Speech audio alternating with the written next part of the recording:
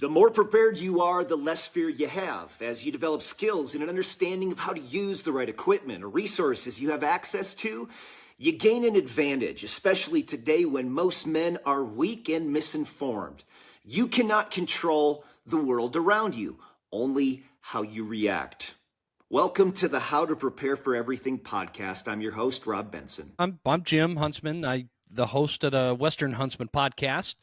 And it's a real hunting-focused podcast for Western hunters, mostly DIY, public land kind of stuff. My show is it's mostly focused on the future of hunting and protecting the future of hunting and trying to put information out there for people that are maybe non-hunters to understand what the lifestyle of hunting is, and because we can certainly not rely on mainstream sources and Hollywood to depict, what the real American hunter is. And so that's kind of the idea behind my show. But I grew up hunting out west. I spent some time in the Marines and got out, and now I own a roofing company, and we homestead out here in Northwest Montana, and I'm a hunting guide and a hunting podcast host with Eastman's Hunting Journals. So yeah, that's the best. I guess that's the gist.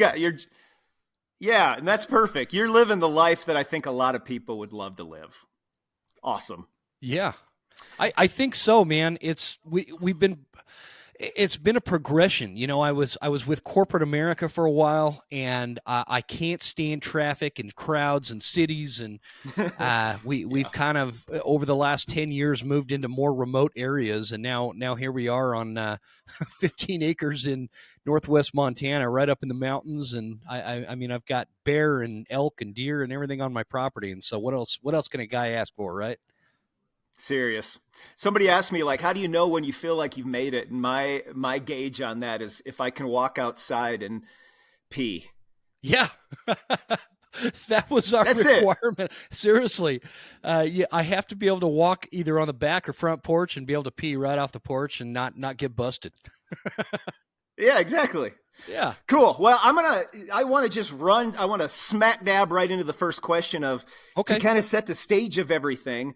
Where do you see the world headed right now? Like in your perspective, with your experience, and I want to talk about the Marines in just a little bit, but with your perspective, what's the state of the world? How do you see things? What is the focus that you've got, or what maybe concerns you? There's a lot that concerns me, man. I try, I'm an optimist by nature. And so I'm hoping we start seeing a little bit of, stability come out of recent events. I don't know. Things are crazy, man. I mean, we have wars going on in Ukraine. We have supply chain issues going on in the United States, or at least threatened. We've got wars going on in the Middle East. Syria just got overran by Taliban funded rebels, or I think they're Taliban funded. I don't know.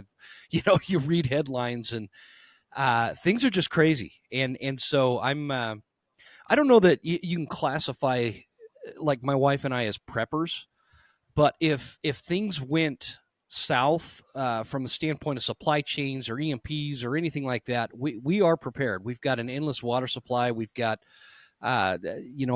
everything that we would need to sustain ourselves out here for an endless amount of time. And that's kind of how we designed our life, because, the political climate is absolute. I'm 40. I just turned 44. And so in my life, specifically my adult life, I've never seen like crazier times, more scary times from a standpoint of we just really don't know what's going to happen. I mean, a month from now, it could be like World War III at this point. And I'm hoping I don't put a lot of stock into politicians. So, I voted for Trump, but I'm not like a diehard Trump guy. I'm hoping that he does what he says and helps stabilize things worldwide and helps our economy locally. We'll see, man. I don't know. I've again, my entire adult life, I've heard these politicians make promises, and they just seem to, the more involved they get, the more they seem to mess things up. So it's hard not to see. Yeah, it's hard not to see oh, it's the left and the right. The right's got my back or the left's got my back. And you're like, okay, it's really hard to try to go and say, but isn't it the same bird that just keeps flying around? It's just one wing is over here and one wing is over there.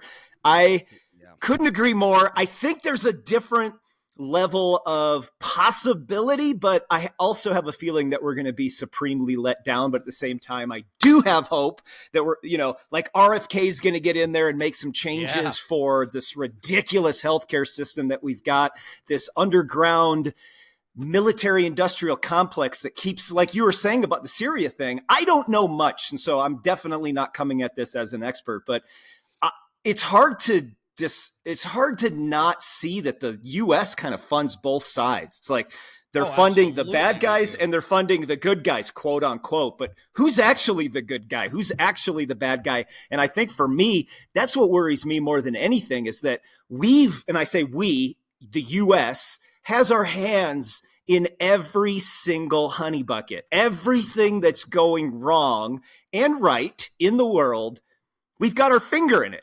And maybe even more than just our finger. And that's what concerns me is this whole world power concept and the worry that, that can shift really, really quick. And if we're not the world power, what happens to the dollar? What happens to our respect throughout the world? Which I think leads me to the next question, your time in the Marine Corps. As a Marine, I've got some feelings about this, and I would love to kind of get your take on it because there's, I think, a lot of different perspectives in relation to you joined, you were doing the right thing. Was there any point from your age now, and we were both born in 1980, so congratulations to us. We're still here. There you go. But is there anything that changed from your time when you were in the Marines to today? Meaning, have you opened your eyes and gone, you know what? Was I fighting for freedom? Was I fighting for corporate greed? Was I fighting for politicians' beliefs, how a world should operate or how a government should operate on the other side of the world? Has it remained the same? I guess, how's your perspective changed over the last, how long have you been out? I'm guessing it's been a little while. That's the crazy part, man. I've been out for 21 years now. And yeah, it's insane. I just like, because when you spend, I was in for almost 5 years. I was an infantry Marine, 0311. We were one of the first American units to cross into Iraq when the war started in 03. The war started the exact same week that I was supposed to be out. I'd served my 4-year enlistment, and instead they lost us, and I ended up going into Iraq during that initial invasion, and so it's been 21 years, but when you spend that kind of time in something like the Marine Corps, it's something I think about on a daily basis. It's always kind of top of mind, if you will. But to answer your question, my thought process has wildly changed. When I was in the Marines, I was, hoorah, pro, government, not necessarily pro-government, but I believed in our politicians. I believed in the decisions that people that I thought were just, they knew better than I did. And I would just go along, and I was, there was almost a sense, and this was how all of us were, for the most part, in the Marines when, like, the war started. First of all, we didn't know a war was starting. We had been in, like, Djibouti, Africa, chasing around terrorists for months, and so we didn't know that there was this big buildup to Iraq. And so we get back on the ship, and they said, unfortunately, we're not going home. I know we've been overseas for 6 months, but we're offloading the Marines into Kuwait to go in for the invasion of Iraq. And we're like, what? What's going on in Iraq? But at the time, we were just kind of like, okay, this is why we're Marines. This is what we're here for. And we're going to go do this. And we're all pumped up, and looking back now, I see no reason for the people that died in Iraq to have died in Iraq. I feel like we were lied to. I feel, and I'm not, it's not like I'm super nasty about it in my mind. It's like the whole thing was so unnecessary. And I had so much trust and faith in our leadership back then that I just went along as if everything was fine and that's what I was supposed to do, and they were right, and everybody that was against the wars were wrong, and blah blah blah. And now I'm just more, man, I don't know. I have a lot of really vivid memories that I shouldn't have. You know what I mean? For the rest of my life. And I just, yeah, my perspective has completely changed. I don't think we have any business meddling in any of that crap over there. I've been thinking about this concept quite a bit, and I think there's a growing concern amongst people like myself that we saw during COVID that the bootlickers are going to say, I'm just doing my job. And they're going to do something that is absolutely abhorrent to the regular person on the street because they were told to, because they're just doing their job. And I hate to have that view, but I can't shake that view, that feeling that if something breaks apart in society, that those individuals that you and I are probably friends with, these are individuals that we respect. We would actually agree more than we would disagree. But when it comes to that moment that they have to say, hey, man, just doing my job, when we started off this conversation saying where the world is headed, that happens to be not a fear, but it happens to be something that's in the back of my mind. That are those men and women in uniform, are they going to say, hey, bro, just doing my job, when it's an absolute abhorrent thing that they're trying to get across? It's like tackling a woman because she wasn't wearing a mask, because they were told to go out and say, hey, guys, if anyone's not wearing a mask, you arrest them or you tell them what it is. And there's videos of grown men attacking small framed women, putting them on the ground because they're just doing their job. So someone like you that has the experience where you were just doing your job, there was a level of that. How would you react to that? Am I off base? Does that make sense to you? I think you nailed it, man. But I think that the difference between like now and 2003, and specifically because of COVID, everybody kind of has this understanding now that the government is pulling the wool over our eyes, right? And everybody's starting to get this. They're starting to understand that, like, why in the world would somebody that's been in public service like Nancy Pelosi, for example, for her entire adult life be worth tens of millions of dollars, making less money than I've made in my life, salary wise? It's like, how does that work? How does that work? And people are starting to see, okay, isn't it odd that the people that stand to benefit from shoving unproven and untested vaccines down everybody's throat are telling us that we should be mandated to take these unproven and untested vaccines?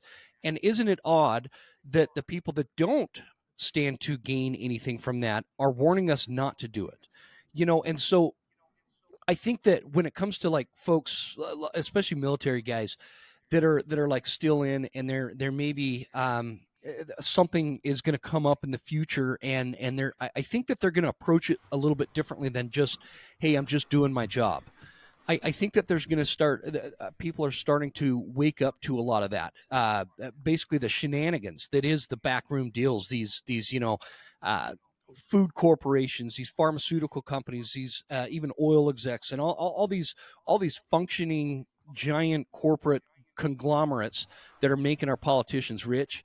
People are waking up to that now. And I think that that's where the difference would be is I think the government and the folks in power have a little more faith than they should in folks in the military just going to blindly follow their orders. I think there's going to be some of that, but I think that the vast majority of them, people are getting wary. They're starting to question things, and they're starting to wake up to the scam that is bureaucratic government operations, And so I don't know. That's how I see it. I've got buddies that are still in the Marines, and they share my view. And they're like, yeah, no, it is not like what it used to be, man. It's not like, hey, here's the orders, here we go. Things are different now, and I hope it is. I hope they're right. Are you saying that they are feeling like they're capable of pushback if they don't agree? Absolutely. Yeah, absolutely. And keep in mind, they're the ones with the guns. So, I don't know. I don't know how much I want to get into that kind of stuff, but I do think that the overarching mindset is changing, and people are disrupting the system in ways that we haven't seen ever before, and starting to question the folks that are not used to being questioned.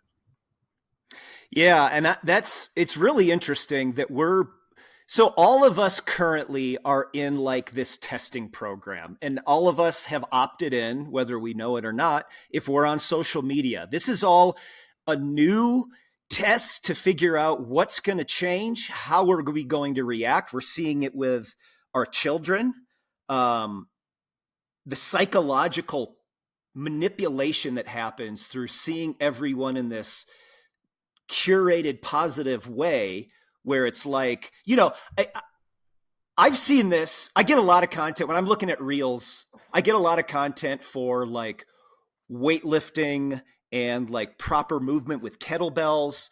And even as a 44-year-old man, you see all of these perfectly structured human beings that are probably on a plethora of injectables to make them that way. And even that puts this unrealistic perspective for all of us going, how do I look that good? Maybe it's not even what you want, but in the back of your mind, you're thinking, how in the heck did they get to that level? Well, there's so much. And then we only see that little snapshot, but 99.99% of the population, they don't look like that. But now we have this perspective. But what I've seen, and I think you and I talked about this when we did your podcast a while back, and that is I set up a TikTok account. I wrote an extensive blog post in May of 2020 about my fears going into COVID, what I saw happening. And this was on a different website at the time. It wasn't on the buckhorncliffs.com website. And I was saying, hey, this is going to be a problem. I see a lot of issues. And then we went a little bit further, and I set up a TikTok account talking, just basically having explanations like I do currently on social media, but it was focused on my worries about the overreach, thinking about things like, it's kind of interesting this happened in a place called Wuhan, where there's a lab that tests COVID they test these COVID virus. They're going through the process of testing. And it wasn't until Jon Stewart on the Stephen Colbert's show, where he was coming out and saying that was the first like liberal style person that was saying that. And to watch that kind of break down, and this is stuff I was talking about on my videos, and that account grew pretty quick, was censored, shut off, permanently disabled, started a second one, it grew, and then disabled as well. But looking at that experience, seeing what that reaction was, even with Jon Stewart talking about it at that time. And now it's just kind of like they're coming out and saying, it's kind of likely. But you look at all of that, no wonder the media is just hemorrhaging and dying. And while people like us that just talk about stuff, and then the big podcasts that are just having conversations, that's become the actual media that people trust. And then to see the minions of this other regime kind of going, oh, these people are idiots. And then you go, they're just talking and asking questions. Since when did talking and asking a question about something that looks kind of suspect become a problem? But you realize really quickly, like you said, with those individuals that really are having their mind shift and go, you know what, we might need to take power into our own hands and not rely on all that corporate greed. But I think that's the switch that we're seeing right now. And it's so too. not, yeah, it's not, I don't think there's nothing about it that's coordinated. It's completely organic. It's completely, hey, this doesn't make sense. We're kind of getting fed up with corporate greed, because corporate greed is screwing every single one of us almost on a daily basis. And then you own a small business. We own a small business. When you look at the complex levels of taxes that we pay across, from the sales taxes to the employee taxes to every single little itemized list, things that I didn't even know were taxes, that they're like, hey, you owe us money for this. I went, since when?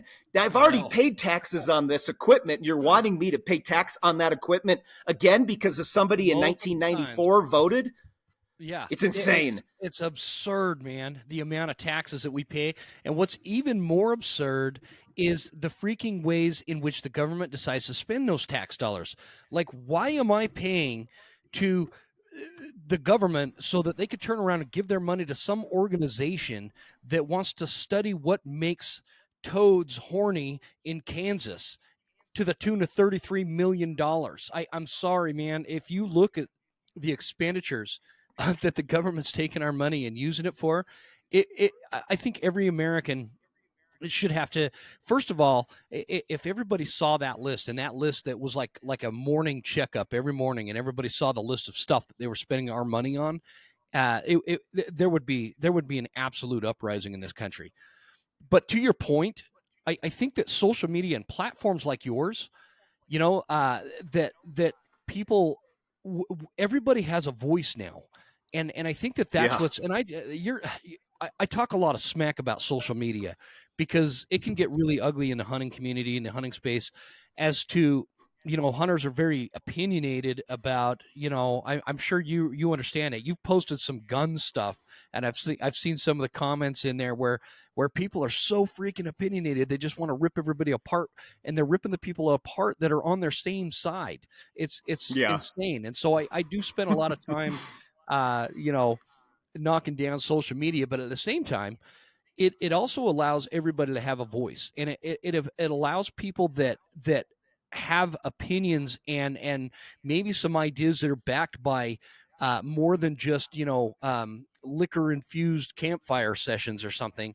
They actually have information, can share it. Like your platform's a great example, man. You've got this huge Instagram, and like my wife and I both follow you, and we love your videos, and we watch all those. And that's stuff like 20 some odd years ago we didn't have. We had to rely on what was being fed to us. And I think that that's what's changing the mentality, is everybody that back in the day, everybody would look at as like conspiracy theorists and stuff. All of a sudden now we're the ones that have the credibility on the matter, because we end up being right. And that's what happened with COVID. And I think COVID was like the straw that broke the camel's back for the American public. It's like they knew that they were getting lied to. And if you were on one political side of the aisle, you would be like totally buying and drinking that Kool-Aid, like, it was just the best thing that God ever put on the earth, and disparaging everybody that kind of went against that. But everybody that was going against that was saying, look, clearly it came from this lab. Clearly that vaccine is untested, unproven. Clearly masks don't work. Clearly social distancing isn't a thing, because the states that had the least amount of COVID regulations and lockdowns, so to speak, ended up faring way better than the states that didn't. And so now all of a sudden, all that information is coming to a point in which it's like inarguable. It's like indisputable at this point that things like the COVID vaccine, it's indisputable that thing is more dangerous than getting the coronavirus. I'm sorry, it is. I've never had the vaccine. I had COVID Hey, once. here's a problem. You just said I'm sorry, because we're all programmed right now to be like, ooh, somebody might be listening. I think we just need to go past that. We're not sorry. You're not. Yeah, I'm not sorry. You're not. I'm really not. That's a good point, man. If you want to take it, take it. You take all the vaccines you want. I could care less, or I could care more. I don't know. I couldn't care. I don't care. Take whatever you want. But the idea, and I think we're in complete agreement. But we need to, and I'm with you on that, and that's the reason I bring this up. You and I, people like us, we have to stop saying, I'm sorry, but, because I'm not sorry. Do what you want to do to hurt your body. That's a good point, man. I'm not sorry that back when it was an unpopular opinion, I said that this freaking virus did not come from some bat that was sold in a wet market and spread across the world. Because if that were the case, we'd have an outbreak 3 times a year of different random viruses from those wet labs in China. That's just not where it came from. So don't piss on my leg and tell me it's raining. Like it's just common sense. And I'm not sorry I had that opinion then, and I'm not sorry that I have it now. Everybody that I know personally that has taken that vaccine has had COVID way more than I have. And, I'm in the public a lot, and it's like more detrimental I mean, of course, this is coming from a guy. I don't take any medication. I sometimes will take an ibuprofen if my knee hurts, and I'll take collagen supplements sometimes.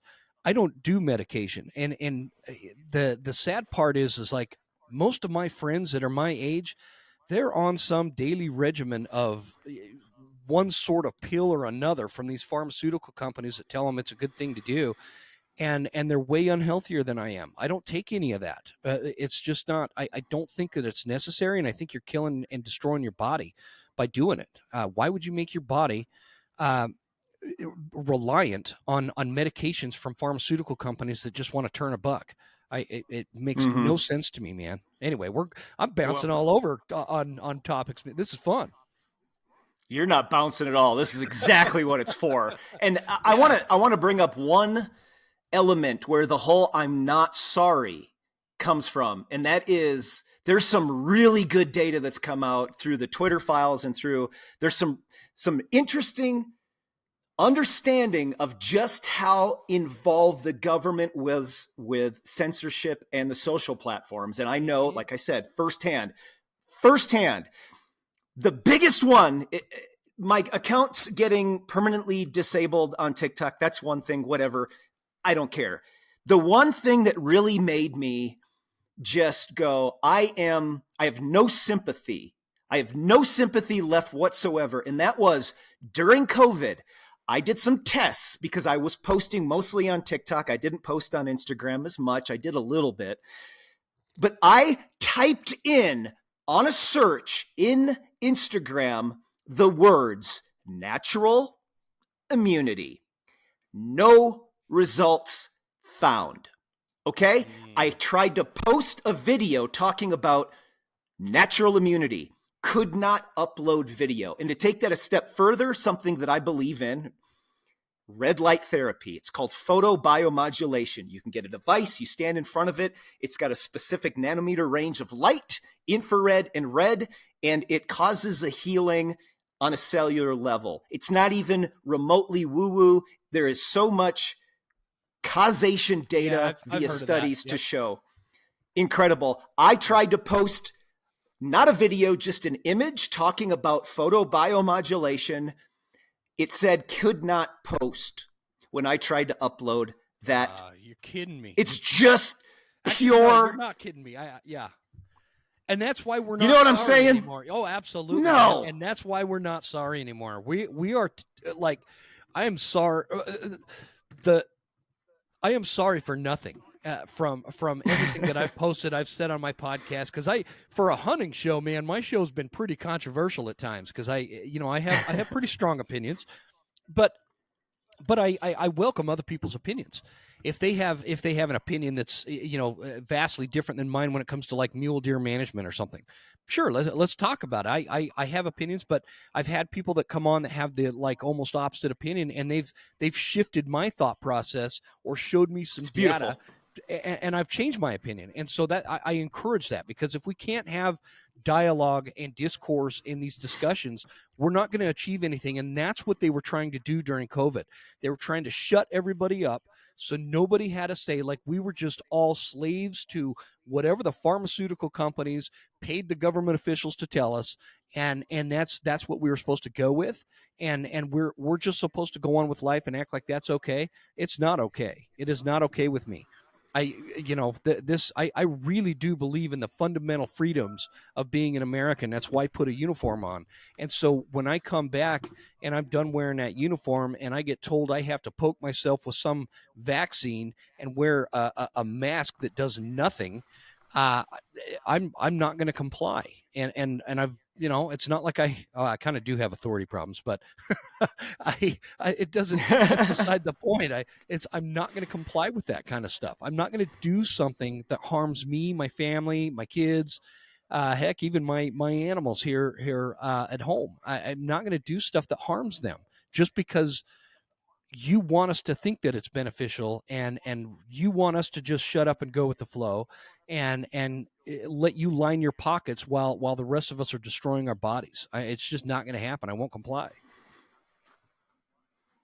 Yeah, and I think that kind of we can move on to the next subject with that, because you just nailed it. That's perfect, and that goes back to and I think you have the same concern to some degree, and I think a lot of people join in this concern, and that is the worry about the bootlickers going, "Hey, I'm just doing my job," when that job is funded completely by corporate greed. So, no, your corporate greed, that money that could be made, does not get the chance in the way that our republic is set up to take away my rights to make choices for my body. That's the end. That's it. And I could go into a lot of different things in relation to that, but I am a big believer in do not. And okay, if there is a situation where you can definitively prove to me that by getting a shot, taking a pill, doing whatever weird sciencey thing that you want to pretend is real, and then you show me that it actually is real, I will do that if it protects other people. I will gladly do that. If you can definitively prove it. That has not been done, and that was not done, and that's enough for people like you, people like me to go, hey, listen, not until you can prove that via the scientific method to show me that that's the course of action, not until then will I agree.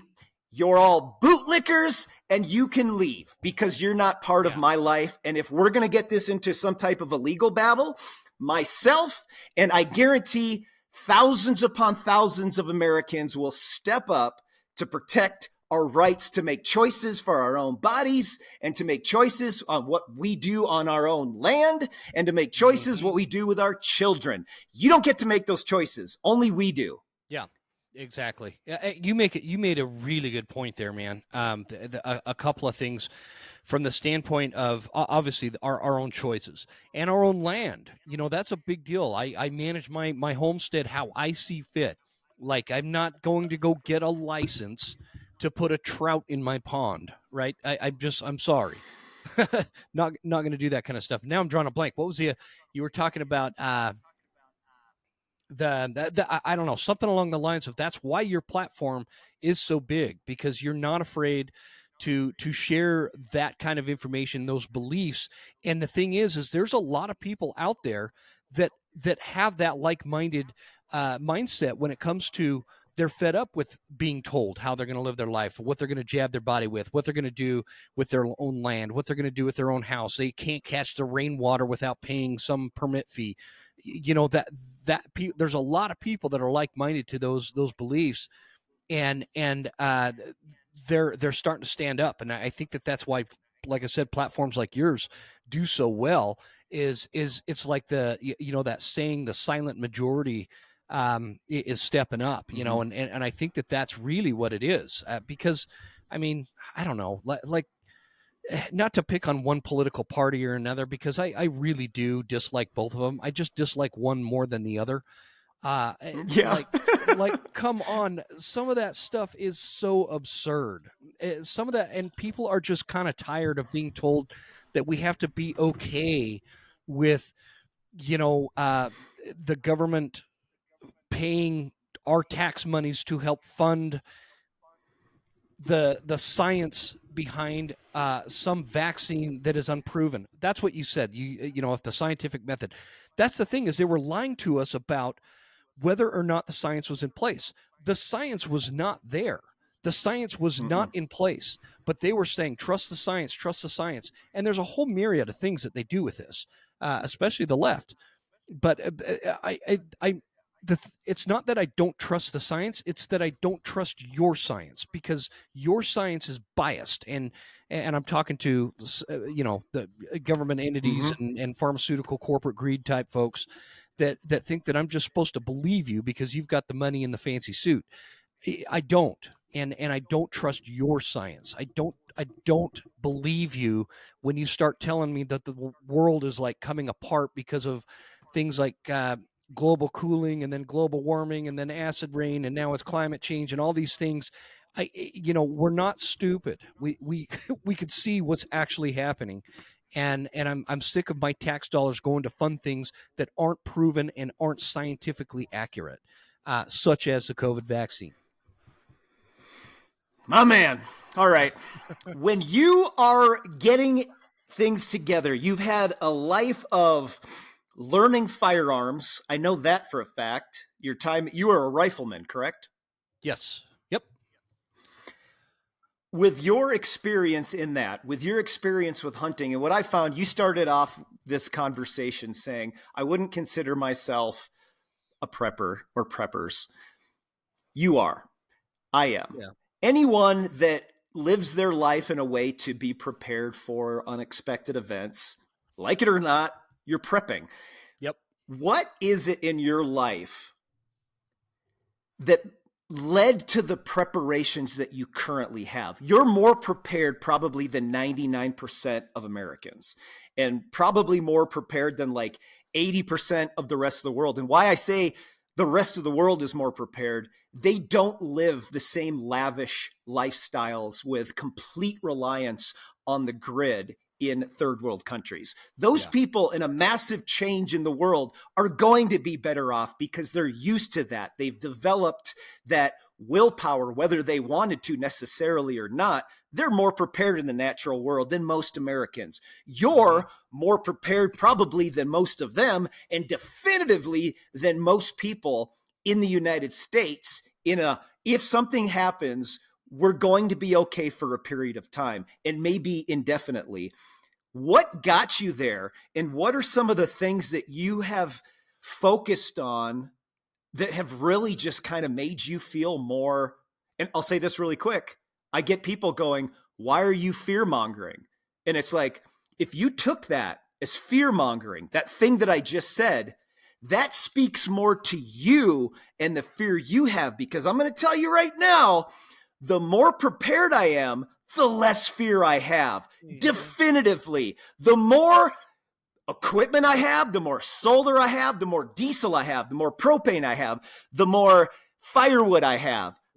Fear? What are you talking about? Let it burn. I can prepare. I'm good for a while. So when you're talking fear, you're talking about yourself, because, buddy, I don't have that same fear that you do. It's a different thing. How did you get there? What does the process look like for you, and how are you doing it? Well, I've always been like a big history buff. I'll tell you a little deep, dirty, dark secret about me, man. When I was in high school, I was a Civil War reenactor. That's how nerdy I was. Yeah, man. Yeah, so, I've always had like this fascination with major historical events, such as, like our Civil War, our transition from colonial. Was that in Utah? Yeah. Was that? Do you feel as though that really stemmed from? I don't know your background. You got to remind me. Was that stemming from like a Mormon community? Were you raised Mormon? No, I wasn't raised Mormon. We were like the one family that was non-Mormon in the entire county. And so, what county? What city were you in? I grew up in Draper, Utah, and kind of split my time. Oh, so north. There. Yeah, and then my family has alfalfa ranches down in central Utah. So we kind of split my time between those two areas growing up, and Draper back in the day. Now it's all connected to Salt Lake. Back in the day, it was there was a big difference between like Draper and Salt Lake, even though it's in the Salt Lake Valley. It was like a big trip to go to the big city of Salt Lake City, and so and just being always interested.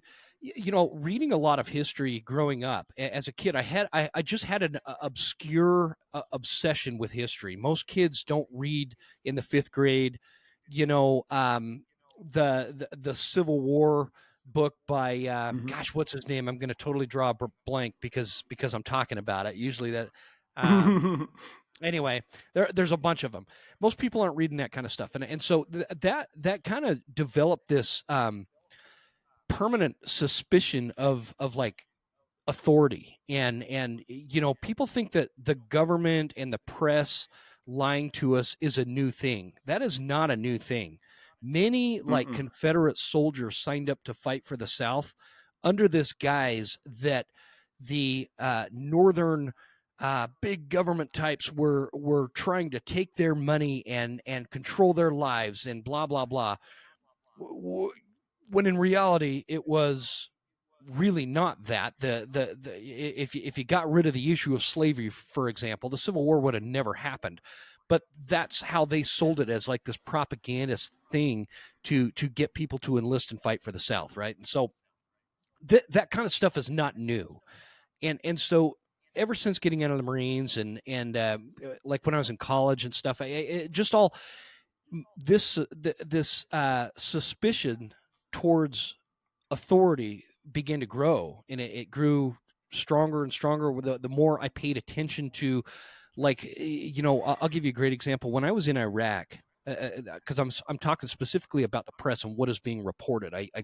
I'm very suspicious of what I read and what I believe, I guess. When we were in Iraq, we had we were doing the big drive towards Baghdad to get rid of Saddam Hussein, right? And so a lot of times we'd go clear through a town without a shot being fired. The enemy would just kind of run. They'd melt in front of us and disappear. And so the towns, the folks in these towns at the time were really excited about us being there. They would bring us like flowers and tea that was terrible tasting, but we kind of would drink it just to be friendly, and they would celebrate us. And then at nighttime, we would set up on the outskirts of this said town. And in the town, they would do which I'm sure most of the listeners to this understand what celebratory fire is. They're shooting their guns in the air, celebrating that they had just been liberated from the Saddam Hussein regime, right? And so we'd be sitting there, and the news people that were attached to our units would be reporting and filming us sitting in our fighting holes with all that gunfire going off in the back that was just celebration fire, and acting like they were reporting on this great big firefight going on. Like the Marines are engaged in this big fight and blah, blah, blah. And like, we're just sitting there eating MREs, thankful that we get to sit down for a minute, and there was no fighting going on, but they would report it that way. And they would report it as if there was like all this action going on and whatnot. And that really developed a deeper suspicion for the media and what I'm being told and what I'm being fed. And so over the years, it's just grown more, man. And then COVID really took that to the next level. Remember the shit show that ensued from toilet paper being, hard to get at grocery stores and whatnot, and the panic that ensued because of that, and people cleaning out the shelves and taking 2-3 baskets, shopping carts in a store and filling their whole cart up with toilet paper of all things. And and the supply chain issues that happened because of COVID, and the panic that ensued because of that, and all this stuff, just people became so irrational that I didn't want to be around it anymore. So I moved my family even further and out more remote. And that's kind of how I developed into now. You're not wrong when you say I am a prepper, because I really am. And now we do things that we try to be as self-reliant and self-sustaining as we can, just off our homestead. Most of our meat comes from hunting.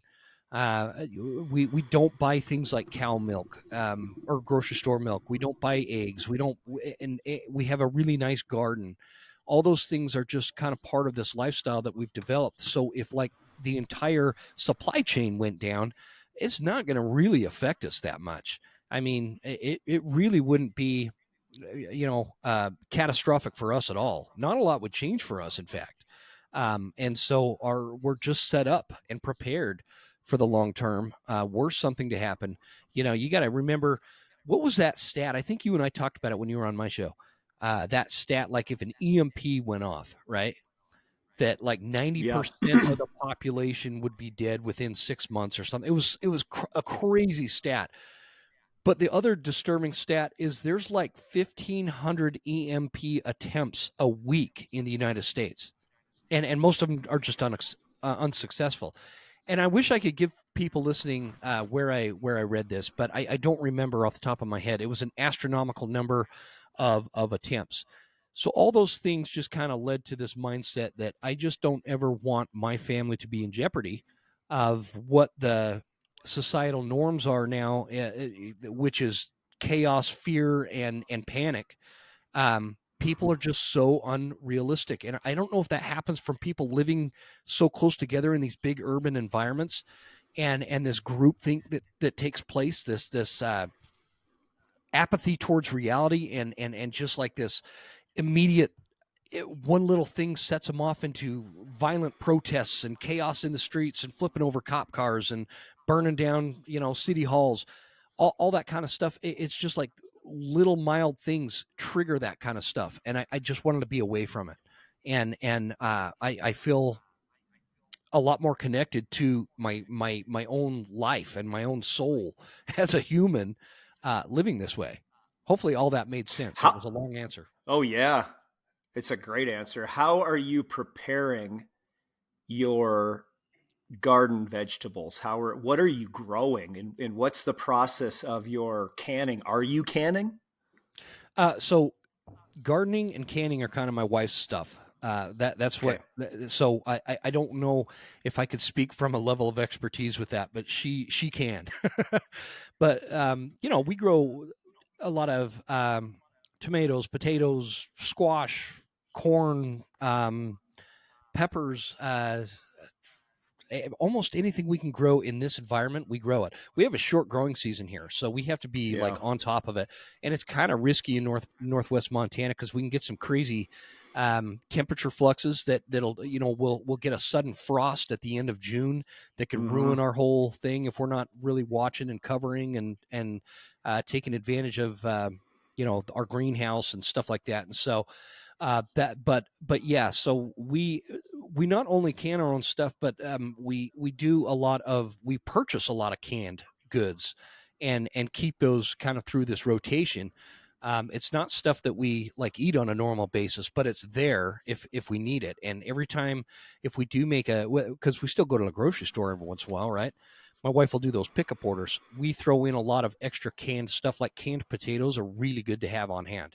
They last a long time and they're easy to prepare. You can do that over a campfire. And so that's kind of the mindset there. We are we're about to buy a freeze dryer, man. I'm pretty excited about the freeze dryer. My man. Are you going to do a harvest right, or what are you thinking? I don't know. If you have a recommendation, tell me, because I'm about to pull the trigger on one. Yeah, I'll send you. I've got a blog post. I'll put it in the show notes as well, but I've got a blog post on everything you need to know about freeze drying in relation to the Harvest Right freeze dryer. I've looked at several other options there are. And it seems like from south, like that corridor on the western mountains that you go down from about, Idaho in through Utah, a lot of those companies are actually based out of Utah. Yeah. I'm in Colorado. And I think there's a lot of individuals in the Utah communities that are focused on food preservation, as you're well aware, I'm sure. Oh yeah, absolutely. So I do like the Harvest Right. The one that I've got is, I forget how many years old. It's at least 6 or 7, maybe 8 years old. And I believe they were making them stateside and then push that off to China possibly. And I have had people come back to me and go, I have had issues with X, Y, and Z. Customer support wasn't as good as it used to be. However, my experience after upgrading the pump to the pump that we have now, the original pump that we had, when we got it years ago, not good. They've got what I think is called the Premier pump. It's not the oilless pump. I don't recommend getting that. The typical pump that comes with it now, absolutely phenomenal. Less oil changes because you have to change the oil in that pump fairly often. The older pump, you had to change it a lot more, but it really opened up the door to go, look at the deal on this, buy it, freeze dry it, store it. You've got 20 to 30 plus years of shelf life. I would pair it with the Avid Armor vacuum sealer. You do the Mylar bags. It's vacuum sealed in the Mylar bags. And that allows you to not have to throw in. Go ahead. Harvest Right? That's the one you said? Okay. I just pulled up the website. But doing the process of, I've got a stew. We're going to make 3 times the amount of stew. We're going to throw some venison, or we're going to throw some elk into that. We've got this beautiful stew that we all love to eat. Maybe you've got a minestrone or whatever that particular one is. We've got a paleo minestrone that's our default, because I could probably eat it every single day and it never gets old. I just add a little bit more cayenne pepper because I live off of cayenne pepper. I absolutely love it. I'm the only one in the house that loves cayenne pepper. So I'll throw a little extra of that in. It's got a fairly good shelf life, but the capsaicin in it, it's got a whole bunch of health benefits. But my point is, you've got the freeze dryer. You transfer that over to your vacuum sealer with the Mylar bags. You seal it up. You've got 20 to 30 years, probably more, but just to be on the safe side. And not that that even matters. I mean, the realization of you holding on to food for 30 years is kind of silly. But in a survival situation where you're truly stocking up, that peace of mind to know that there's not going to be some illness that could come from eating that old food is really nice. But I love the vacuum sealer Harvest Right combo to kind of really make sure. And then those bags, they go into something like those black totes that you can get at Costco, or even a 5-gallon bucket. You throw everything in there, seal it up so mice can't start chewing on it, which we know is an issue. And then you've got this incredible food storage that all you have to do is make sure you've got water. And then now you've got this stew that tastes exactly the same, with the exact same nutrient profile that it had when you ate it the night that you made it, which is incredible. And so we're still eating minestrone from like 8 years ago. Love it. Oh, see, that's incredible. That's what I want to do. The other side to that too is, obviously with what I do, I spend a lot of time in the field with hunting, and I'm buying like those Peak Refuel freeze-dried meals at like $13 a pop. It's astronomical. And so I want to make my trashy. Own. And and they're not super you have to have like a high sodium tolerance for them. They're very salty. I do. And and I don't mind it. I can deal with it. But after hunting seasons in Montana are a long time, and between my own hunting and guiding hunters, and I go through a lot of those, and so I want to make my own. That are maybe healthier, better portions. Like the ones I've been buying, it's like way too much. It's way too much food. And you can't save that when you're backpacked into the mountain. You've just got to kind of waste it, and so. Stuff like that. So between having our own, because we already have this a pretty good stockpile of freeze-dried meals, but we want to do it ourselves and make them how we want them, and actually use them, and so the shelf life is kind of irrelevant, because every hunting season we can go through it and just keep replacing that, and not worry about it. So I'm pretty excited, man. I appreciate the info on that Harvest Right. I've only kind of looked at these once, so the other thing just to think about as you're planning out your methodology with making freeze-dried foods, just understand fat is not a great freeze-dried macronutrient. Protein and carbohydrates are always going to be good. Fat doesn't freeze dry the same as a fat or as a carbohydrate or protein. So just keep that in mind as you kind of get into that's probably everything. That's probably why, would you say, is that why wild game is so good to freeze dry? The low fat content? Absolutely. Is it? Okay. I mean, any ruminant meat is great. Yeah. Absolutely. Generally speaking, which I'm curious, take us through the process of you take down an elk. That's a lot of meat. That's a lot of really great other parts of the animal. Tell us what you harvest and what's the process from taking it there to going into the freezer or to going into a stock pot. Like, what's the process from the kill to that point where you're ready to eat it? Well, I mean, it's pretty straightforward, man. These are 700-800 pound animals, and so we've got to break them down and quarter them out anyway. It depends on how far back I am. Sometimes I'll debone it to get the meat out.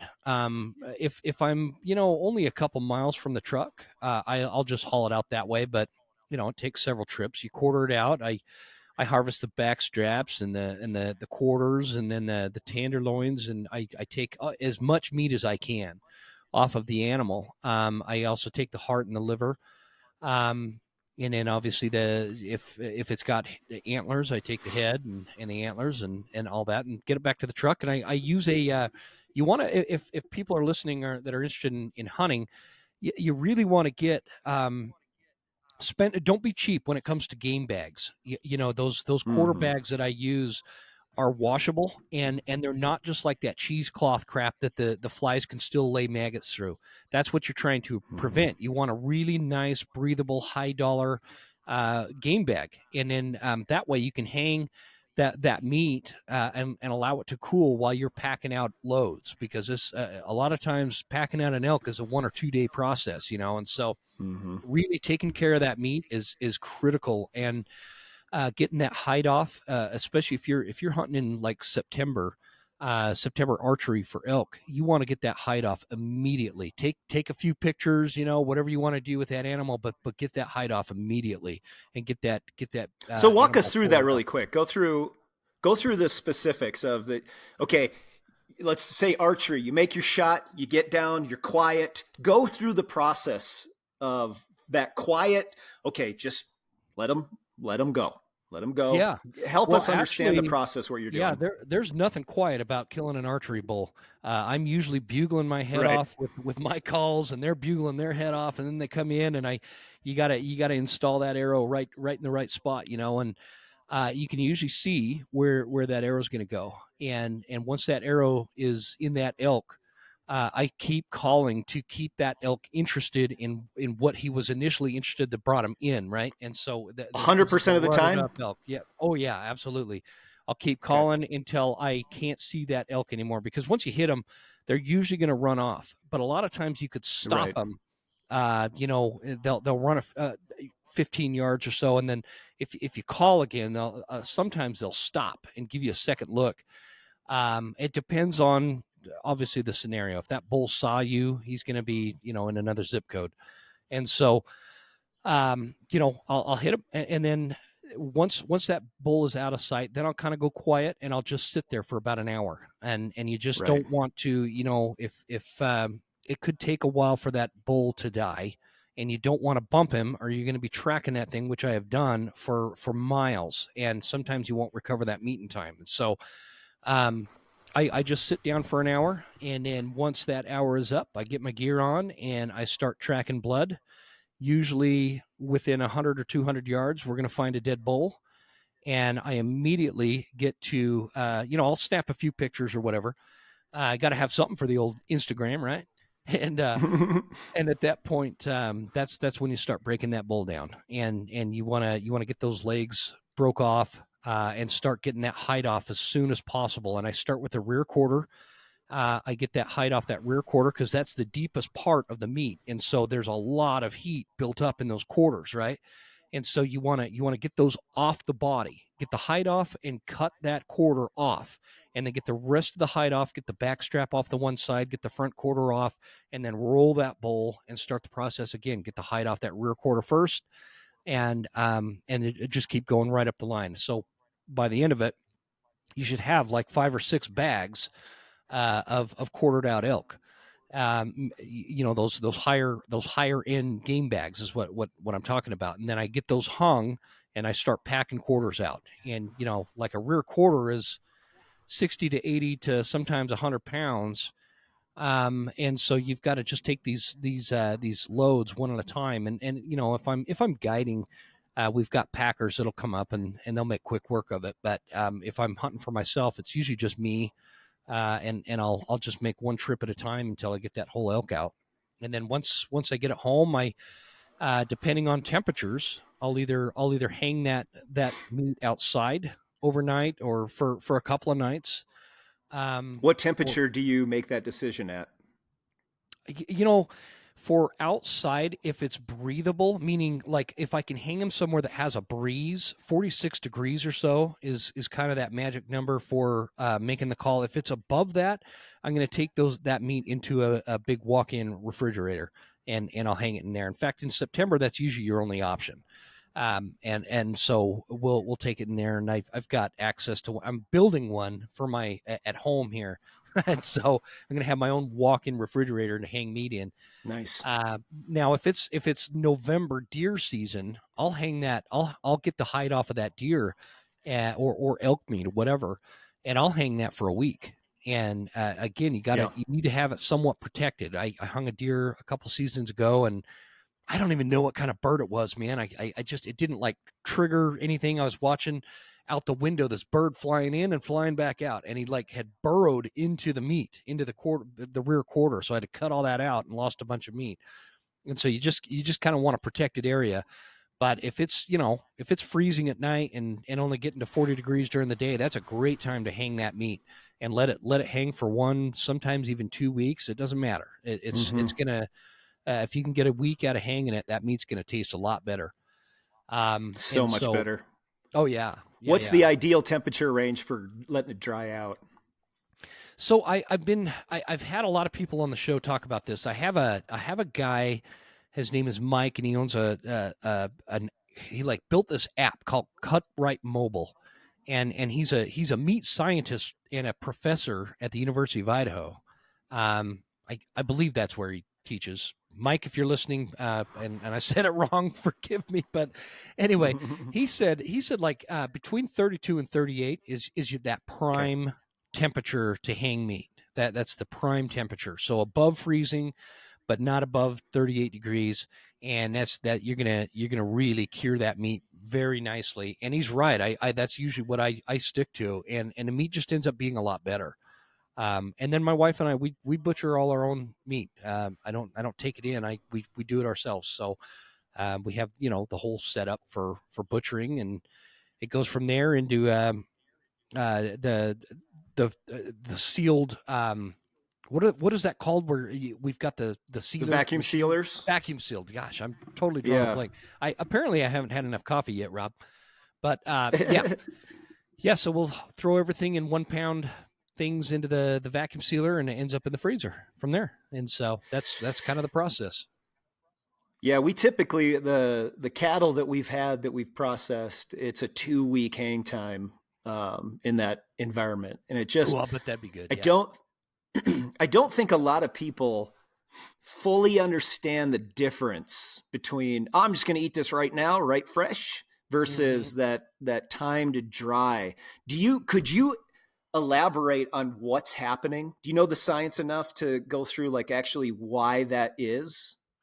If you go back on my podcast, The Western Huntsman, I've had a couple of meat scientists on over the years, and they talk in great detail. Like one guy was saying that you do not want to start butchering that animal until rigor mortis has set in. You don't even want to start taking that thing apart until rigor mortis has set in. That's not super realistic on an elk up on a mountain in early September, right? Totally ideal, fine. But not realistic. Yeah, not really. You'll spoil that meat. And so I think the damage that you do on an elk is much greater than what benefit you would get by allowing it rigor to set in. However, you get into October and November on those later season hunts. Yeah, totally fine. I mean, I was gone guiding in November, and my both of my daughters killed a buck while I was gone. Well, they don't know how to gut these deer. They kill them right here. I have we make these mock scrapes on the property, and during the rut, these bucks show up, and I set my girls up in this deer blind, and kind of at a travel corridor at one end of the property, and it's freezing. It's pretty much staying right around freezing temperature wise. And so they both killed a buck on different days while I was gone guiding, hours away. Incredible. And by the time I got home, that's when I gutted them, and they were fine. I wouldn't do that in September or even early October. I wouldn't do that. But during those freezing temperatures, yeah, it was totally fine. So earlier season, if you're going to gut it, usually on an elk, we just do the gutless method where I don't even gut them. I pull enough out to access the heart and the liver. But the rest of it is all gutless. I just pull those quarters off and pack it up that way. How do you eat the organs? The heart is kind of like, you just treat it like a meat. My wife will usually do some kind of saute on it. Same with the liver. It's usually like a saute kind of thing. And it is really good. And man, you just feel good after that. Both the heart and the liver, especially the liver. Superpower. Oh man, you do. You just feel superhuman after, and it gives you energy for days. I love it. I know. Have you ever ground it up and included it in your ground beef? So those that don't necessarily like the taste of that iron and that No, I've never organ tried meat, that. have you done that That's before? actually not a terrible idea, though. That's not a terrible One thing that idea. I like it. One thing that we have not done yet, but we have talked a lot about, and that is freeze drying raw liver Mm-hmm. in the freeze dryer, taking it out. Now you've got this completely dry chunk of raw liver, putting that along with whatever else you'd want in a blender, and you make a powder. And then you can utilize that powder in Ah, whatever if you wanted to capsulate it, which would take a yeah, lot of work. But I mean, it's a lot cheaper than buying capsulated liver that you're like, is it actually liver? yeah, That way you can use that as almost like a vitamin whenever. But we've not done that yet, which I kind of yeah. want to. I think it'd be pretty interesting. It'd be cool. I'd love to see how that goes. Actually, that'd be cool. So, thinking about all your experience with firearms, could you explain?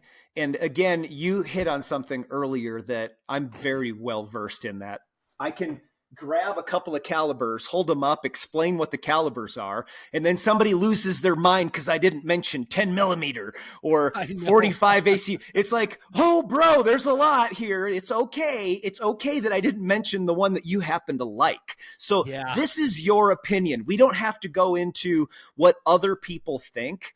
I've got opinions on hmm, firearms. To me, I'm a little bit more pragmatic when it comes to firearms. They're a tool, just like my 20-volt DeWalt tools. I yeah, enjoy those tools. I can get jobs done that I couldn't get done as quickly with those tools. To me, firearms, guns, these are tools that I can utilize. Is there a culture behind it that I appreciate, respect, and am part of? Yes. However, it is a tool, and those yeah, tools can be effective and they can be less effective. So, someone that is, I'm afraid of guns, but I realize how important they will be if there is catastrophic events. I have some food storage. Some people know that I've got some food storage and I want to protect myself. Where do I start? What do I eventually get to? Could you give some advice on that? yeah. And I want to address that there is something about the whole discussion around any kind of firearm that is just emotionally triggering to a lot of people, and it's because people get so wrapped up in their opinion about what gun is best for an elk. You should see it when if I post a picture. Oh, you know, where was that actually? I created just a storm of emotion when I said one of my guiding clients, they shot an elk. Oh, he shot it with a no, it wasn't a 7mm.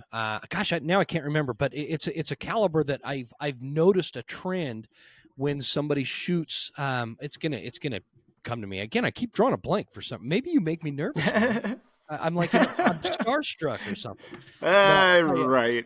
anyway, there's been a trend as a guide when a client has hit an elk with this particular caliber, it does not make a great blood trail. It makes it very difficult to track this animal. And I had made mention of that, and man, boy, did I have some fans of that particular caliber. I'm totally drawing a blank on what caliber that was. I can't believe I'm doing that. But anyways, so I just want to kind of say up front, I'm 100% with you when it comes to I'm a very much pragmatist when it comes to firearms. They are strictly a tool for me. And a lot of people in both the hunting community and non-hunting community, they and it's like this with archery too, where like archery in itself is a passion and a hobby, and then hunting is a passion and a hobby.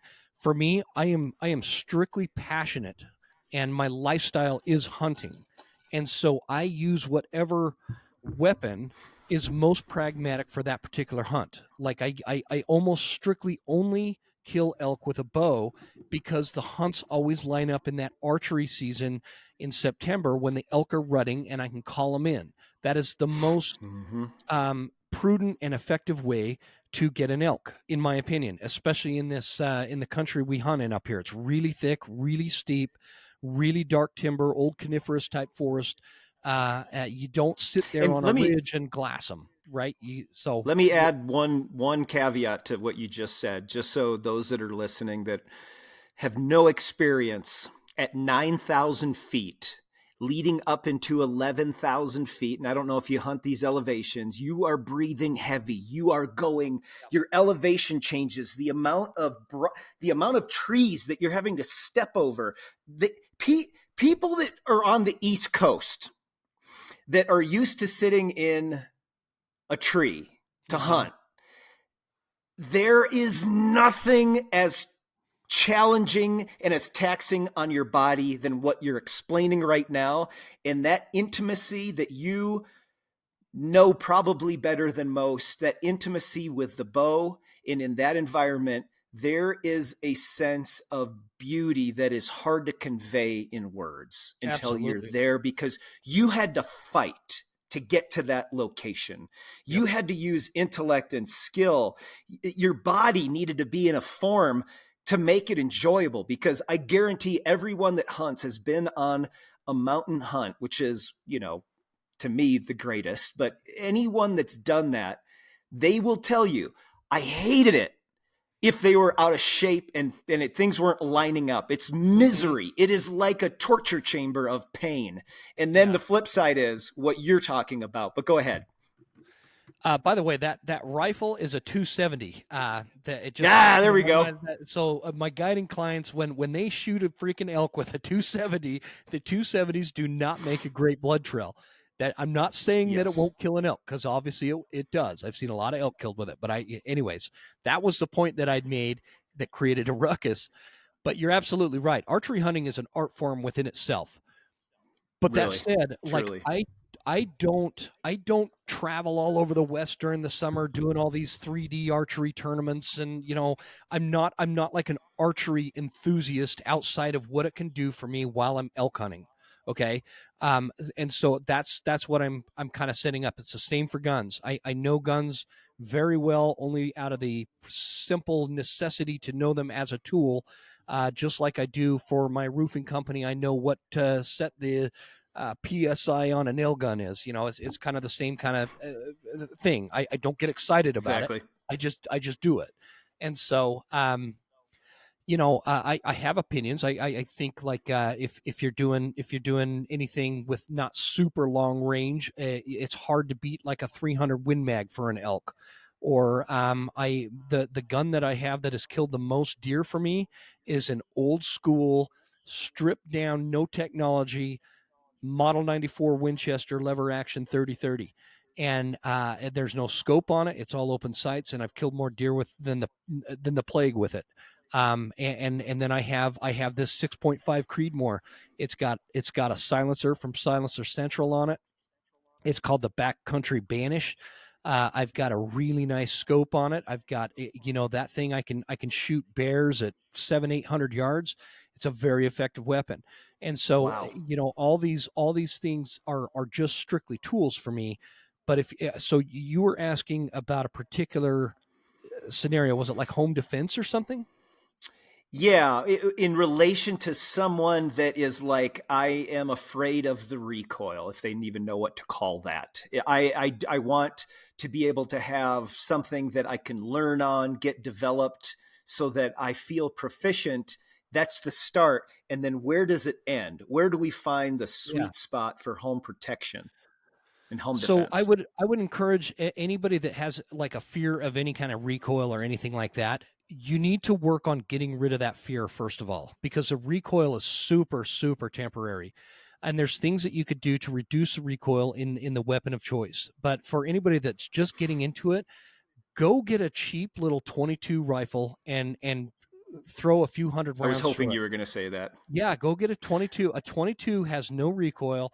They're quieter. They're not loud and scary, but you can kill an elk with a 22. And Rob, you are going to get a bunch of emails for me saying that. People are going to be like, oh, that would be unethical and blah, blah, blah, blah, blah. I get it. But if you put a 22 round through both lungs and the heart on an elk, that thing's only going to go 40 yards and drop dead. And so that is a 22 is a great place to start. The ammo's cheap. They're effective. They're quiet. They're recoilless, if that's a word. They don't have recoil. It's a great place to get comfortable with firearms. And then from there, that's where you start building. Let me add on to that really quick. You mentioned the cost. I really want to emphasize the cost of a brand new, not great, maybe it's an off brand that whatever you want to start with. You can get into that firearm for less than $200. I'm not recommending going and buying the cheapest 22 that you see in the case. However, it's such an easy entry point. And then the actual ammunition, you can buy so much for the cost of so little of so many other calibers. So to get into that profession, and I was hoping you would say that because I wanted to agree with you to start, because we're talking about this highly anticipated, whatever. It is a no-brainer. And anyone that truly knows that I have talked with, they always come in to the conversation with that response. Okay, so what does that lead to? What do we get to after that? After you're comfortable. And just to follow up, if you want to get into hunting, a 22 again is a great place to start, and go start hunting like jackrabbits in the desert. It will hone your skills. I still kill a lot of coyotes with a 22. And so, that is a great foundational weapon to get into. And, from there, it totally depends on what you're defending. I really like, if you're talking like home defense, I really like a 12 gauge shotgun, because you're not going to shoot through multiple walls with it. It's going to have, you don't have to be like a precision target shooter. What type of shot? Honestly, man, I use a bird shot in mine. I don't personally use a 12 gauge now at this point for home defense. I have other pistols laying around. Well, I mean, I live in the woods in Montana. I have guns all over my house. Because I guide, I don't have a lot of opportunity to go hunt myself. And so if I'm at home in my pajamas and a big buck walks up to my pond, I can stick that rifle right out my window and I have them sitting around the house. And that's just, I don't glorify or glamorize anything about what I do. Right. So, so yeah, I like a good 6-shot, bird shot or whatever for, a slug isn't a terrible idea for home defense. You're going to penetrate a lot more walls with it than you would with just like a 6 or a 7 shot. The buckshot is really good, really effective for home defense. I personally, I have 2 9mm that I love. One is my carry, one is a home defense gun. I have a 10mm that I use that's my grizzly. I hunt a lot in grizzly country. And so the 10mm with that G9 grizzly round is what I use.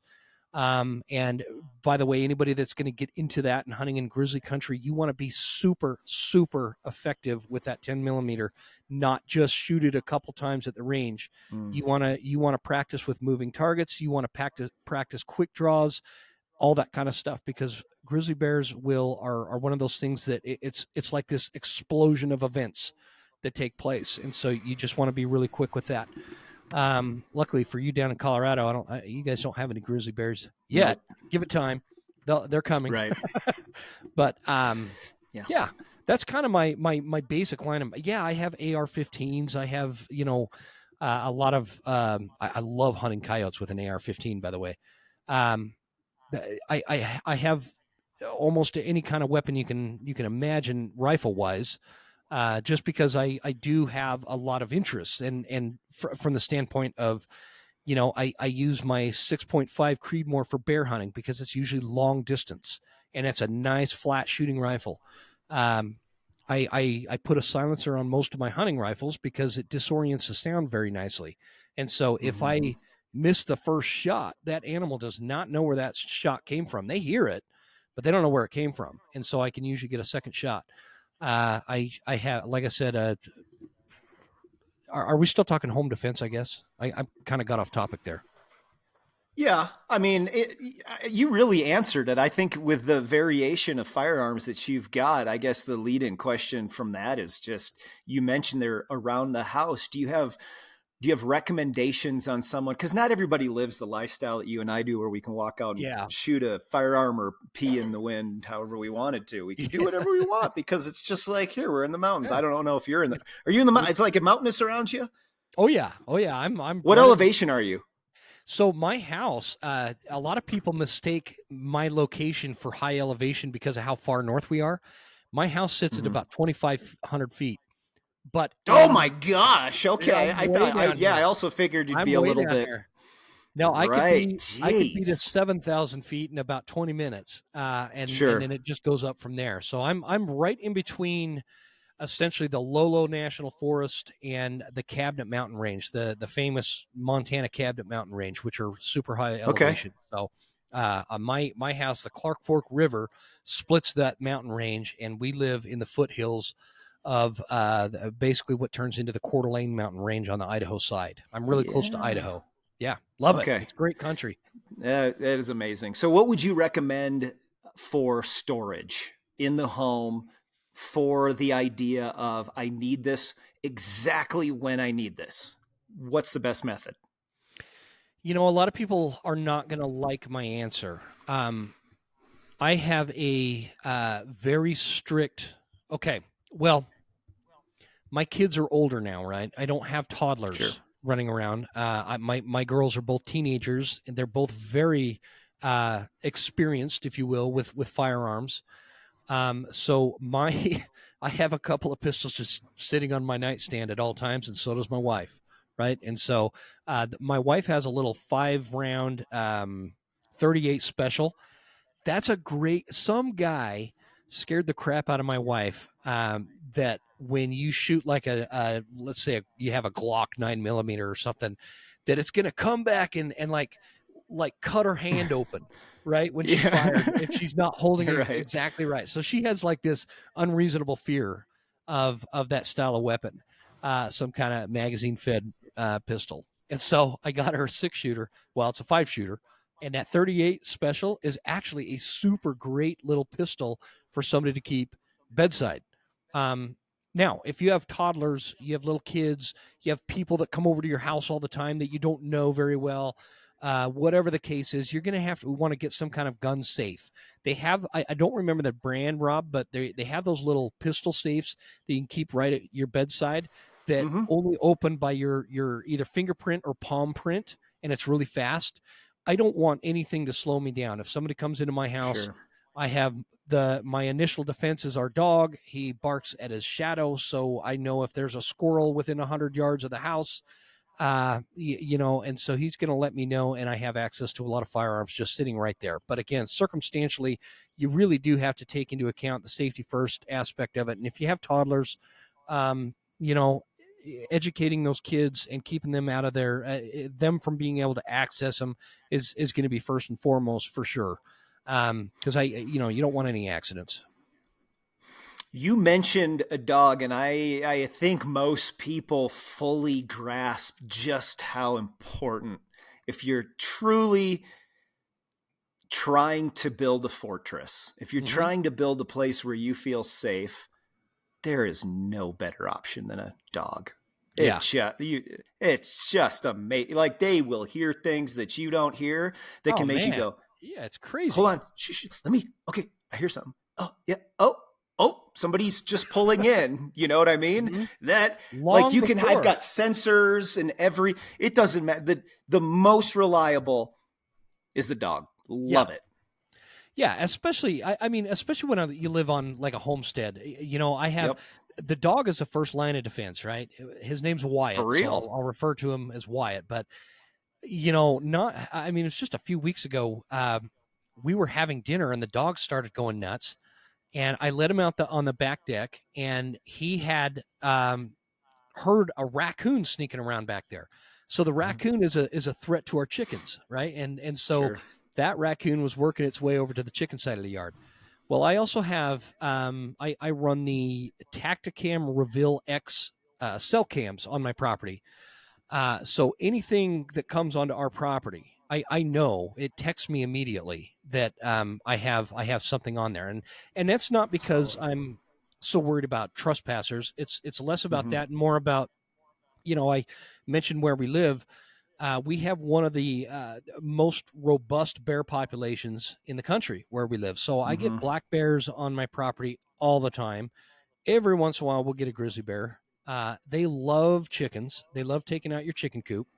And it's not even that my concern isn't so much even that they'd steal a chicken, even though I want to protect the chickens.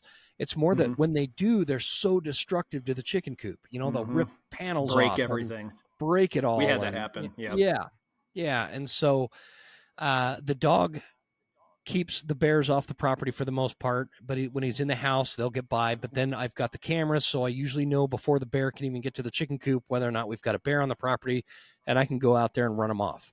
And so that's kind of our system, and it works really well, So yeah, hopefully that helps.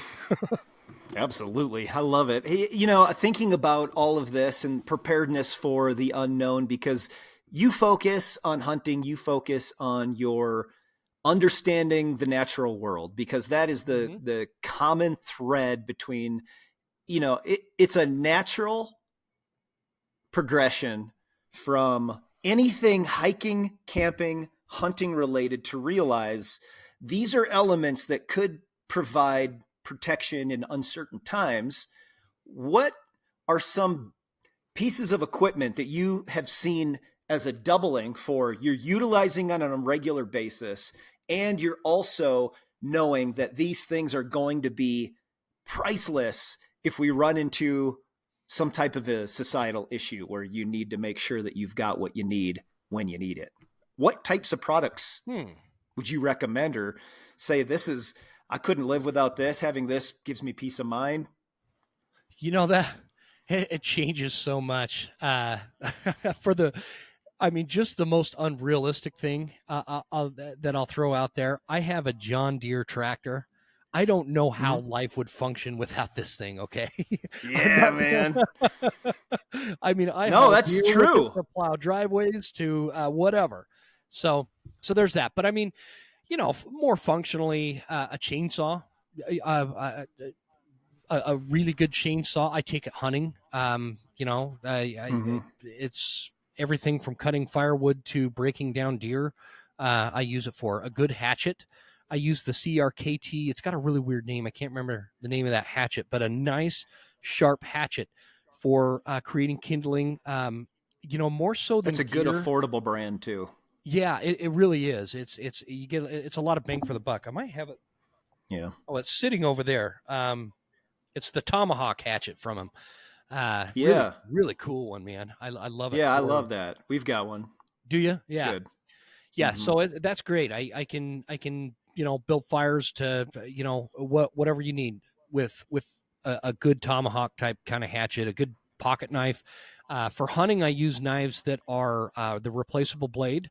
I think I've got the Gerber right now. They're all really good. If you get a replaceable blade, is that orange handle one with the little clip pack that you can put your disposable blades in? Exactly. That's and the reason is, an elk or specifically a bear hide is really hard on blades, and so I have that, and so I'll go through, like on an elk, I'll go through 2 different blades, maybe 3 sometimes, getting that animal broken down.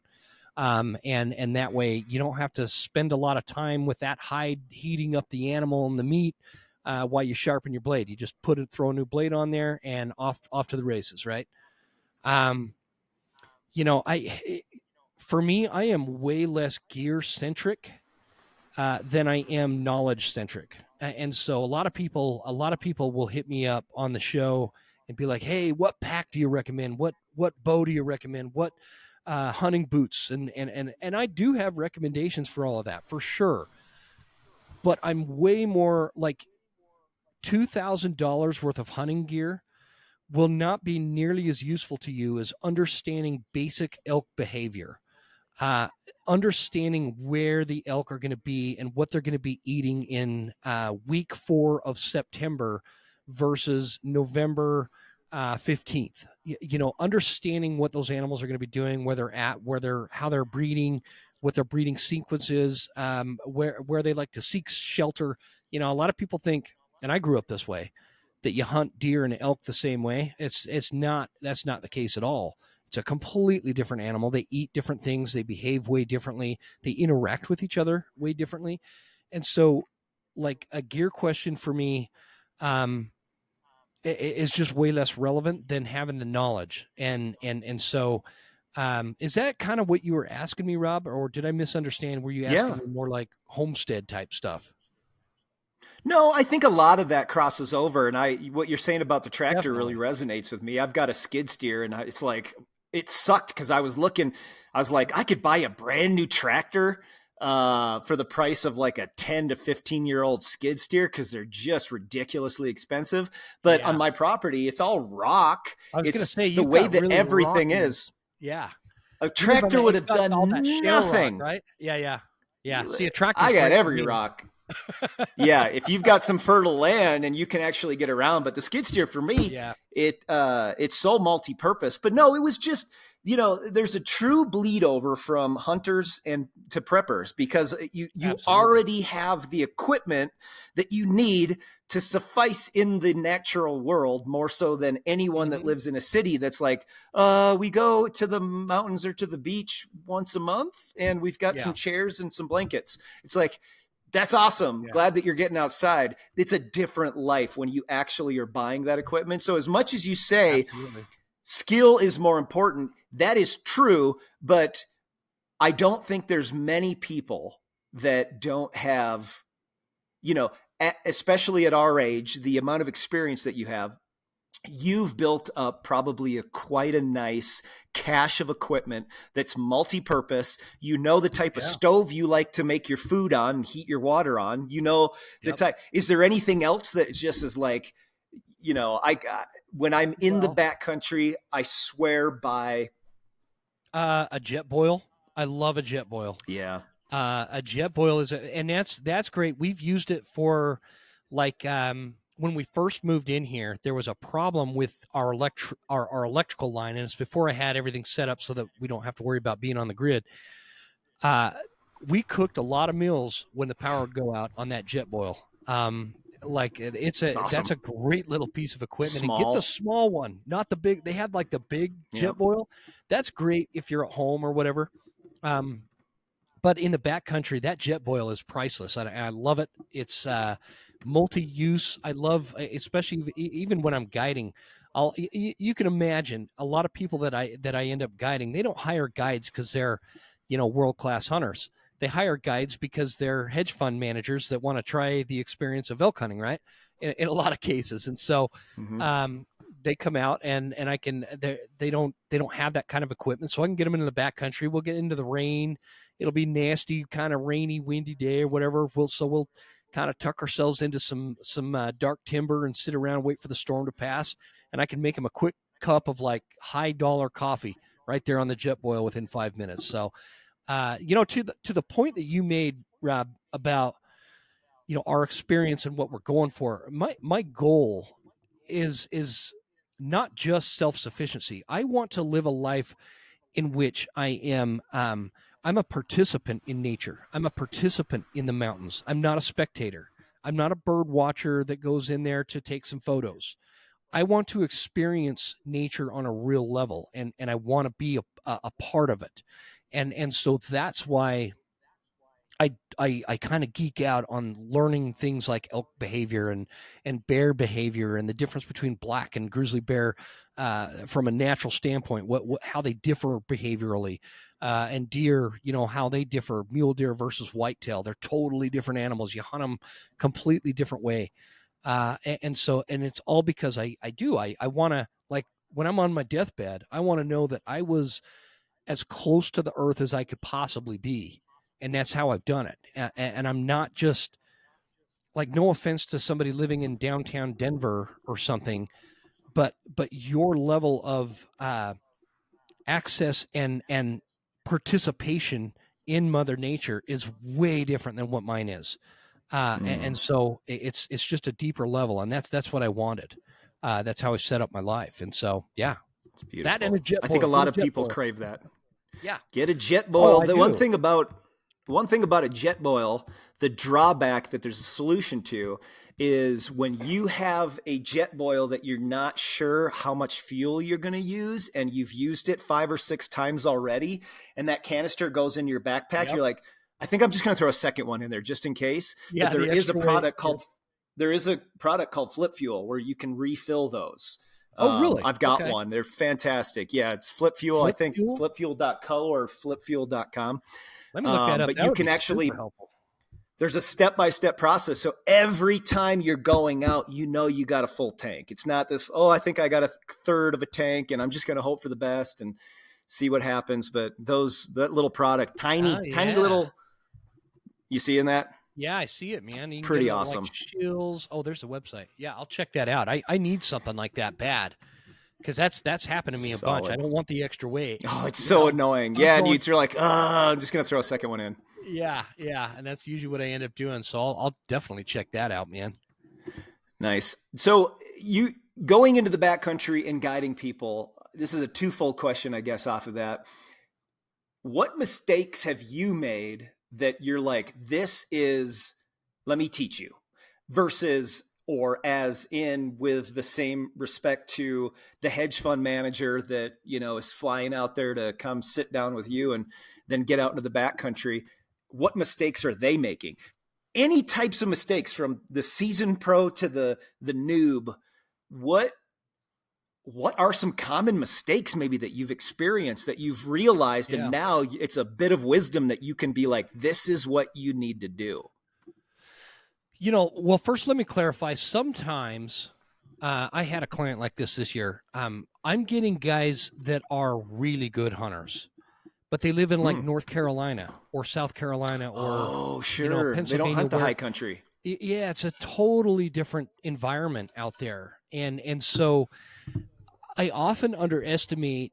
Like like I told you, I had this guy that is like he's almost a famous outdoor writer, and he's an outdoorsman in North Carolina, and he's a big time deer hunter and waterfowl hunter and all this kind of stuff, and that guy is going to have a different experience than somebody who sometimes will get like a corporate thing where the company they're working for is, they hit some corporate objective, and so they're sending him on an elk hunt in Montana, right? And so explaining this differs greatly per the client. But I think one of the common things I always underestimate is how excited somebody's going to get when they see an 800-pound screaming horse with swords on his head that they've never seen in real life. Like shaking, you mean? They're like real shaky, real buck beavery. There's an elk right there. Like that guy that I was talking about from North Carolina, he's killed hundreds of deer probably. Man, he just wasn't prepared when that elk walked out, and he was just really excited. The other thing I underestimate the inability of folks that don't have this as a lifestyle, the inability for them to spot wild game, like things that I see that are like really obvious to me. Okay, there's 3 deer standing right there, and to the left there's a buck. Their ability just to visually see those animals in the woods, and that takes years of being in the woods to see those animals.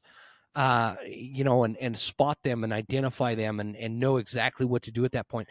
It's really difficult for somebody that has never done this before. It's one thing to see deer standing out in a cornfield off the highway. It's another to be in the backcountry and at 100 yards, there's a giant mule deer buck standing there staring at you broadside, and the client can't find it. It's always a surprise, and it's something that I always try to see. When you say my mistake, I work on constantly how to describe to a client where an animal is standing. Like it just saying over there about 100 yards doesn't work. I need to have, see that big dead pine tree at if you go to 2:00, if that pine tree is noon, go to 2:00 and drop down to like 2:30, right below that green shrubbery. That's where that animal is standing. I've had to learn how to really get descriptive as to how to, locate these animals for the client. I don't know. Is that answering your question? Yeah, totally. I guess with that, with what you're doing and your understanding, where's the future of hunting, specifically in the West? Because you're familiar with 127 here in Colorado, right? Mm-hmm. Yeah, got defeated. Okay. Yeah. You got defeated, surprisingly. And when you look down the ballot here in Colorado, the amount of taxes that people voted yes for to rate, like sales tax, and then for that to pass, so much effort. And I don't want to spoil it because you know you're probably more versed than I am, and I understand it quite well. But I'd rather have you kind of explicitly cover what happened with Prop 127, explain what was Prop 127, why was it more of a big deal, not just for Colorado, but for hunting, and what's the future of hunting? So that topic, that series of questions should be its own episode. But I think that if people that are listening to this are not, if they're not like hunting enthusiasts, it would bore them to death, right? So I'll try to kind of put this from, I don't know, a bird's eye view. The future of hunting is very dependent on hunters themselves. Hunters are their own worst enemies. Hunters, the biggest threat right now is things like in Colorado, like the governor of Colorado, his husband is like a wild or an animal activist, an animal rights activist, anti-hunting advocate. The folks that don't truly understand the nature of wildlife management. These are folks that like, let's use the wolf issue in Colorado as a starting point for this. Which before you even say that, you and I talked about the wolf issue months ago when we did your podcast.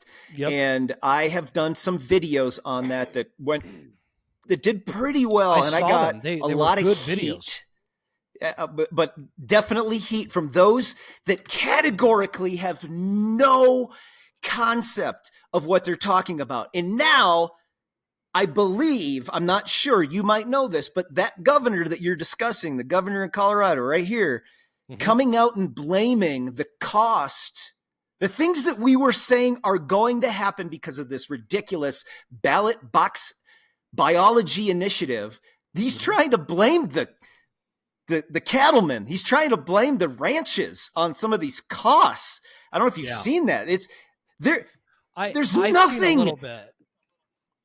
None of it. When you look at the whole of this, it's like it's kind of like thinking about, okay, let's raise property taxes, but everybody gets to vote. You own a home or you don't. Everyone gets to vote. Well, if you don't own a home, raise property taxes. Make them pay more. Obviously. It's insane. So sorry, I just had that little rant because there needs to be some context to how insane it is. Well, one thing that you mentioned there was ballot box biology. And for those that don't understand what ballot box biology is, that's when you have the general public voting on a wildlife management issue that should instead be decided by the professional scientific wildlife managers. So another way to put that, you live in downtown Denver. You never go into the agricultural interface. You don't really go into the mountains unless you're maybe going on a ski trip to Aspen or something.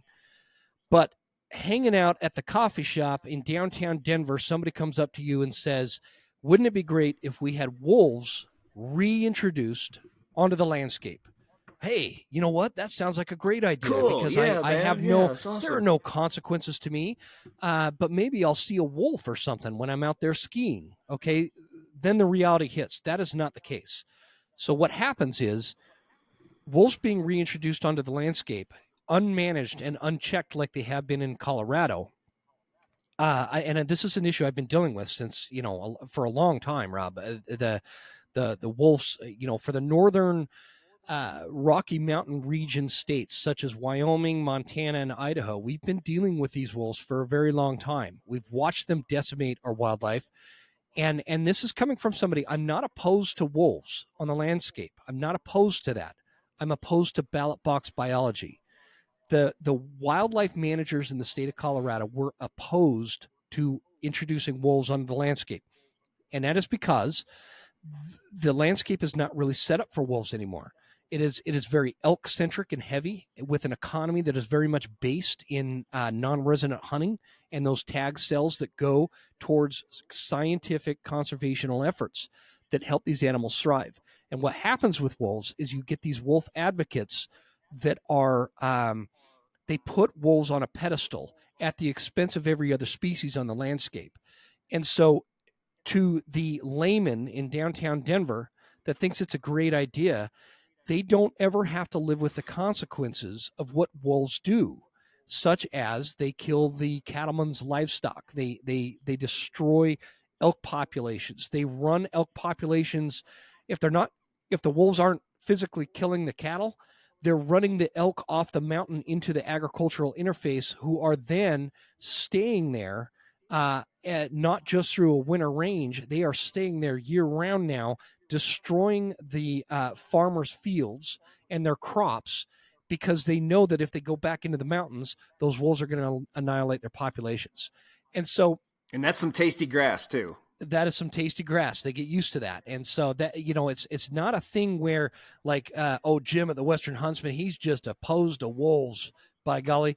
No, I'm opposed to people voting to have wolves released on a landscape without a management plan in place, because wolves left unchecked, you're talking about an animal that breeds at a rate of 35 to 40% a year. They are let's go back to the Northern Rocky region, Wyoming, Idaho, and Montana. They are over 10 times past the numerical objective set by the Endangered Species Act in terms of their population numbers. They were hoping for roughly 150 wolves with 10 breeding pairs in just the state of Idaho alone. And now the state of Idaho has anywhere from 1,300 to over 1,500 wolves on the landscape, with entire elk units reduced by up to 90% in population numbers. That is putting an animal on a pedestal at the expense of every other species. So you're not creating, by ballot box biology, you're not creating this utopian ecological balance in the landscape by doing that. What you're doing is you're creating an offset and predator pits where nothing thrives, because the wolves will annihilate entire populations, which will then reduce their food source, increase their competitive nature against other packs. So they start killing each other, and then they starve out and die of mange. And the only thing that lives are going to be a couple of wolves and some black bears that help keep those elk populations at a low, because they're so effective at killing elk calves. This is what we've seen on the ground here. So, like, this isn't theory. This is actually what happens. And so because they voted for that, because Colorado has an animal activist in the governorship, or married to the governor, that same tragic result is going to happen in the state of Colorado. And it's all because people that have no idea what wildlife management is voted to have wolves reintroduced in the state of Colorado without a management system in place. So in the state of Colorado, like up here, we can hunt our wolves. We could trap our wolves.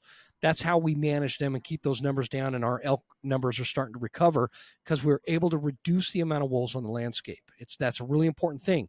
I love hearing wolves howl. I love pursuing wolves. I love seeing them. You rarely ever see them.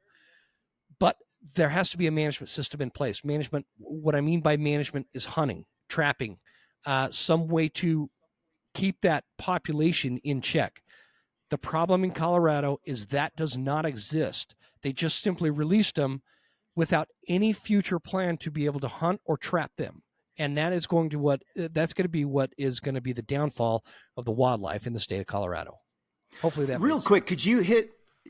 Could you quickly go, and you don't have to go into a lot of detail, but what have we seen since the wolves were reintroduced into Colorado that has been an obvious negative to showcase it's a mistake already? And how far are we into this now? Is it 2 years? Is it a year and a half? 3 years? I don't know. I think it's 1 year. I think we're about 1 year. I think it was last December. Is it only a year? Those 5. Yeah, You're I think right. So. It was last December. So what have we concrete wise seen You're right. It's December, I believe. So it's been it a was year. December of 2023, I believe, and I could look it up if we need to, but there hasn't been any major repercussions just yet. There's been some livestock depredation, but like one of the wolves was killed by a mountain lion. They only released 5 wolves. Only you might have to quote me. I'd have to look it up actually, because I don't want to misspeak, but I think there's only 2 wolves left. So the population started at 5 with the release. Was there a secondary release? No, not yet. Okay, so 1 release, and out of that release there was 5, and how many are left out of that 5? Okay, so out of the ones that were released, there's only 2 remaining. However, there are estimated as of September of 2024 to be 13 total wolves in Colorado, because the wolves are migrating from Wyoming, which we already knew that the pack existed up there in Colorado and northwest Colorado, that came down from Wyoming. We already knew that pack existed, and so to reintroduce them with this mandate to not manage them, what is the mistake? Wolves were already there. Wolves were already going to be there, and they're going to increase in numbers by way of nature, right? And so instead of having this ballot initiative to say, hey, do we want wolves in Colorado or not? They should have just left it alone and instead charged the Colorado Parks and Wildlife with a mission to come up with a wildlife management plan, a wolf management plan for the future of Colorado, because you've got this almost 1 million elk in Colorado that have no idea what a wolf is, that are going to be sitting ducks as they reintroduce these wolves that have been hunting elk in other states for a long time, right? And so that's what should have, reintroduction plan 2023 implement Proposition 114 passed by voters in 2020. So it was passed in, so it's 4 years old, but the actual reintroduction happened in December of last year. That's because it took so long. Like Idaho and Montana and Wyoming flat refused to provide the wolves for Colorado, so because they knew Washington. How detrimental. It was Oregon. Yeah, the wolves were actually problem wolves that they had trapped in Oregon and agreed. And Oregon's to like, down. Hey, take these wolves. Take them all. These are the we ones look like that are heroes now. All our cows, take them. Yeah. So it became a big problem, man. It's so stupid. So then, it's so asinine. So then, it is 127. Then what was the? I guess give it a breakdown on that, and where do we see that going, and why is that such a significant thing that it failed?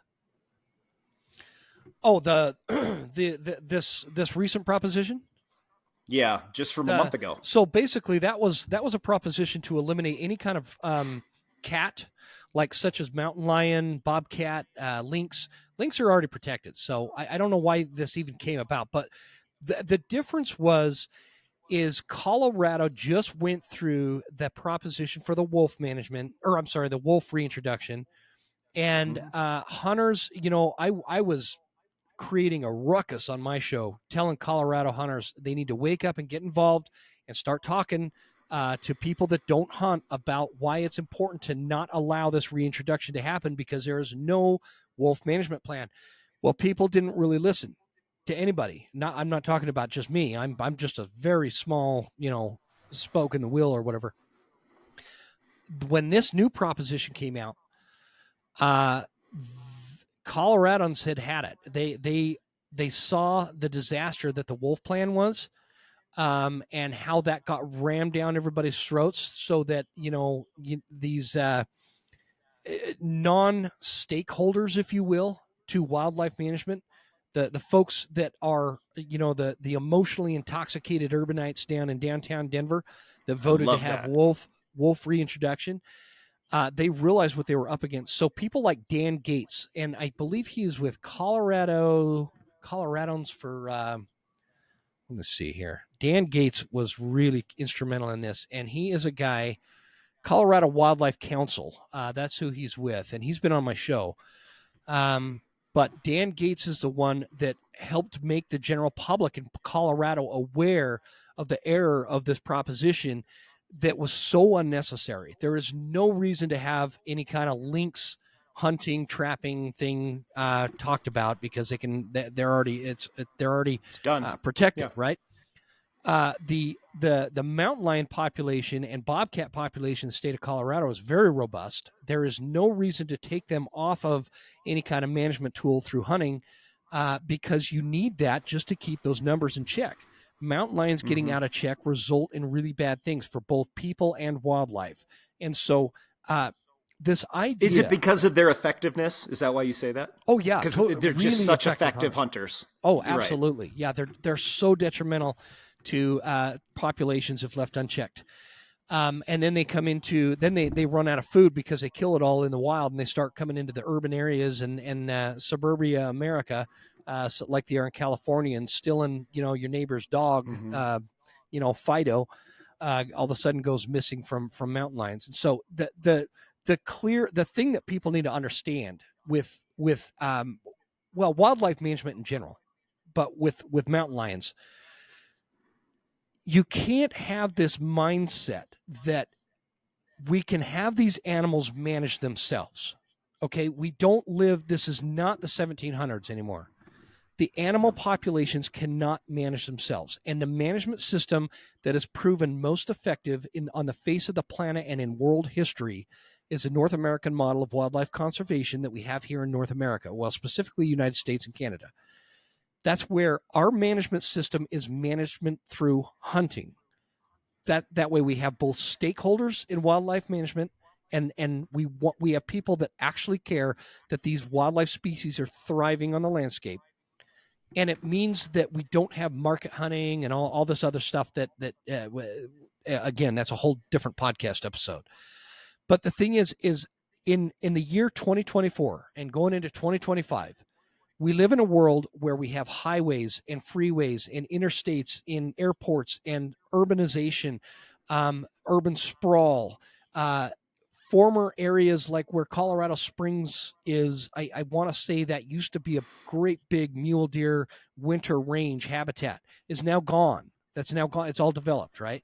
So all these areas are cut off. We have reservoirs, all the things that man has made and created onto the landscape that has taken out habitat for these wildlife species. So to think that you could just leave these animals unchecked and they're going to thrive on their own, and that the nature is going to balance itself out, that is totally unrealistic. And honestly, it has never happened on the North American continent. Prior to having fish and game agencies on the landscape, we had Native Americans that controlled these populations, and they were very effective at it. They had their own management through hunting systems that they understood would work well for both species and humans. They would only kill so many so that the reproduction rates would stay at a growth rate, and they would not overkill, right? And so it's the same thing that we have now. If you take out a certain percentage, that means a growth for a species. If you overkill, then that growth rate gets reduced. It's just like human reproduction. You need a certain amount of growth rate in order to keep the human population going, right? And in a healthy state. Same thing with animals. So with all these things that have created the landscape under mankind, you can't just say that nature's going to balance itself out and these animals are going to manage themselves. It will never happen. It leads to disease, complete die-offs, extinctions, all that kind of stuff. So it's such a naive thing that these animal activists bring to the table, and they sell it in these propagated, emotionally packaged statements that they'll put out, or commercials that they put out, that people that have no idea of how wildlife management works will fall for and vote against the wildlife and vote against themselves. And that's what happens with ballot box biology in a nutshell. And this win, meaning the loss of 127, the failure of 127, is more of a win for all Western states, and really all states in relation to hunting. Was this a catalyst, kind of a changing? Okay. Yeah, absolutely. I mean, I have hunters here in Montana that I would try to talk to about this Colorado Ballot initiative, and they say, well, I don't care. I live in Colorado. Well, the problem is if that's successful in Colorado, it only came to Colorado because it was successful in California, right? And so it's going to, like, 20 years ago. Fruit. Yeah. 20 years ago, you would have been laughed out of the room if you would have suggested that the animal rights activists were going to start taking up ballot initiatives in the state of Colorado to limit hunting, right? And now it's something that just seems to happen every election cycle. That's because this stuff, shit rolls downhill. This came from places like California and Washington, where these extreme animal activists and hostile vegans and all these people that don't live in any kind of real reality it has allowed that to spread into places like Colorado, and you are not basing your expectations in reality if you think it can't come to places like Utah, Wyoming, Idaho, Montana. It's already in Colorado. All these what you think of as, like, ultimate pro hunting states, it will absolutely bleed into these states, and that's their next objective. So. Yeah. Oh, geez. I have appreciated immensely the time that you've taken to have this conversation. You are a complete wealth of knowledge. I have one final question for you. And it's not a, this is, I want to dial in. We both have had years of experience in life. And we have had differences of opinions throughout our own lives, where things that we believed when we were 20, we don't believe now. Things that we thought were healthy when we were 20, we don't eat now, or we don't practice now. Things we've incorporated into our lives to try to become a person with more willpower and with more ability to accomplish difficult tasks. With all of that said, could you, and this is a tough one because this is something that it would be so much easier if I would have let you know that I'm going to ask this question preemptively so you can give it some thought. But right off the gut, I know it's a tough one. But what supplements, what regimens, what practices in your personal life, what meditations, sauna, cold immersion, anything in your life? And the spectrum is just you. And so this could trail off into 5,000 different discussions. But at the age of 44, what are you doing? Not to say that you know all the answers, that you know what's going to be good, but what are you doing in your life to develop a better level of stoicism, a better level of health, a better level of purpose? Yeah. I love that question, man. I really do. I love that question. Yeah, because you're right. When I was 24 years old, Taco Bell seemed like a great option, right? And so, no, what I do, both my wife and I, we are, we've gone back to basically, we were kind of trashing on the government authorities and whatnot earlier. Anything that they tell me is bad for me, I have learned is the opposite. We use a lot of butter. We use salt. We don't use sunscreen. We spend a lot of time in the sun. We don't take medication. Like, literally, the only thing I've taken in years is ibuprofen every once in a while. I get sore knees from the Marines, but it takes an actual event for them to be debilitating. So if I get that way, I'll take an ibuprofen, and I know that's even wrong. I shouldn't even do that. But other than that, we're not afraid of things like bacon. We're not afraid of eggs. By the way, eggs are this big, I remember they were like running ads and talking about how high cholesterol you're going to get from eggs. Man, eggs are a superfood. They are an absolute superfood. And we are active outside. We don't live indoors. We are outside almost all day long, with the exception of when I'm sitting in this studio. We spend a lot of time walking. I lift weights, but a lot of the just basic homestead tasks keep me pretty dang healthy. And I could tell you, I don't spend hours in a gym. I spend hours on a mountain. I spend days in a mountain on a mountain, and we don't do a lot of processed foods. We don't go to fast food at all. We don't, every once in a while, like for our anniversary, we'll go to like a nice restaurant or something, right? So in moderation, that's not going to kill you. But the day-to-day habits that we have are basically the natural things that I feel God gave us to thrive. And that is sunshine, animal products, homegrown vegetables without pesticides all over them, and herbicides and all these other chemicals that you can get.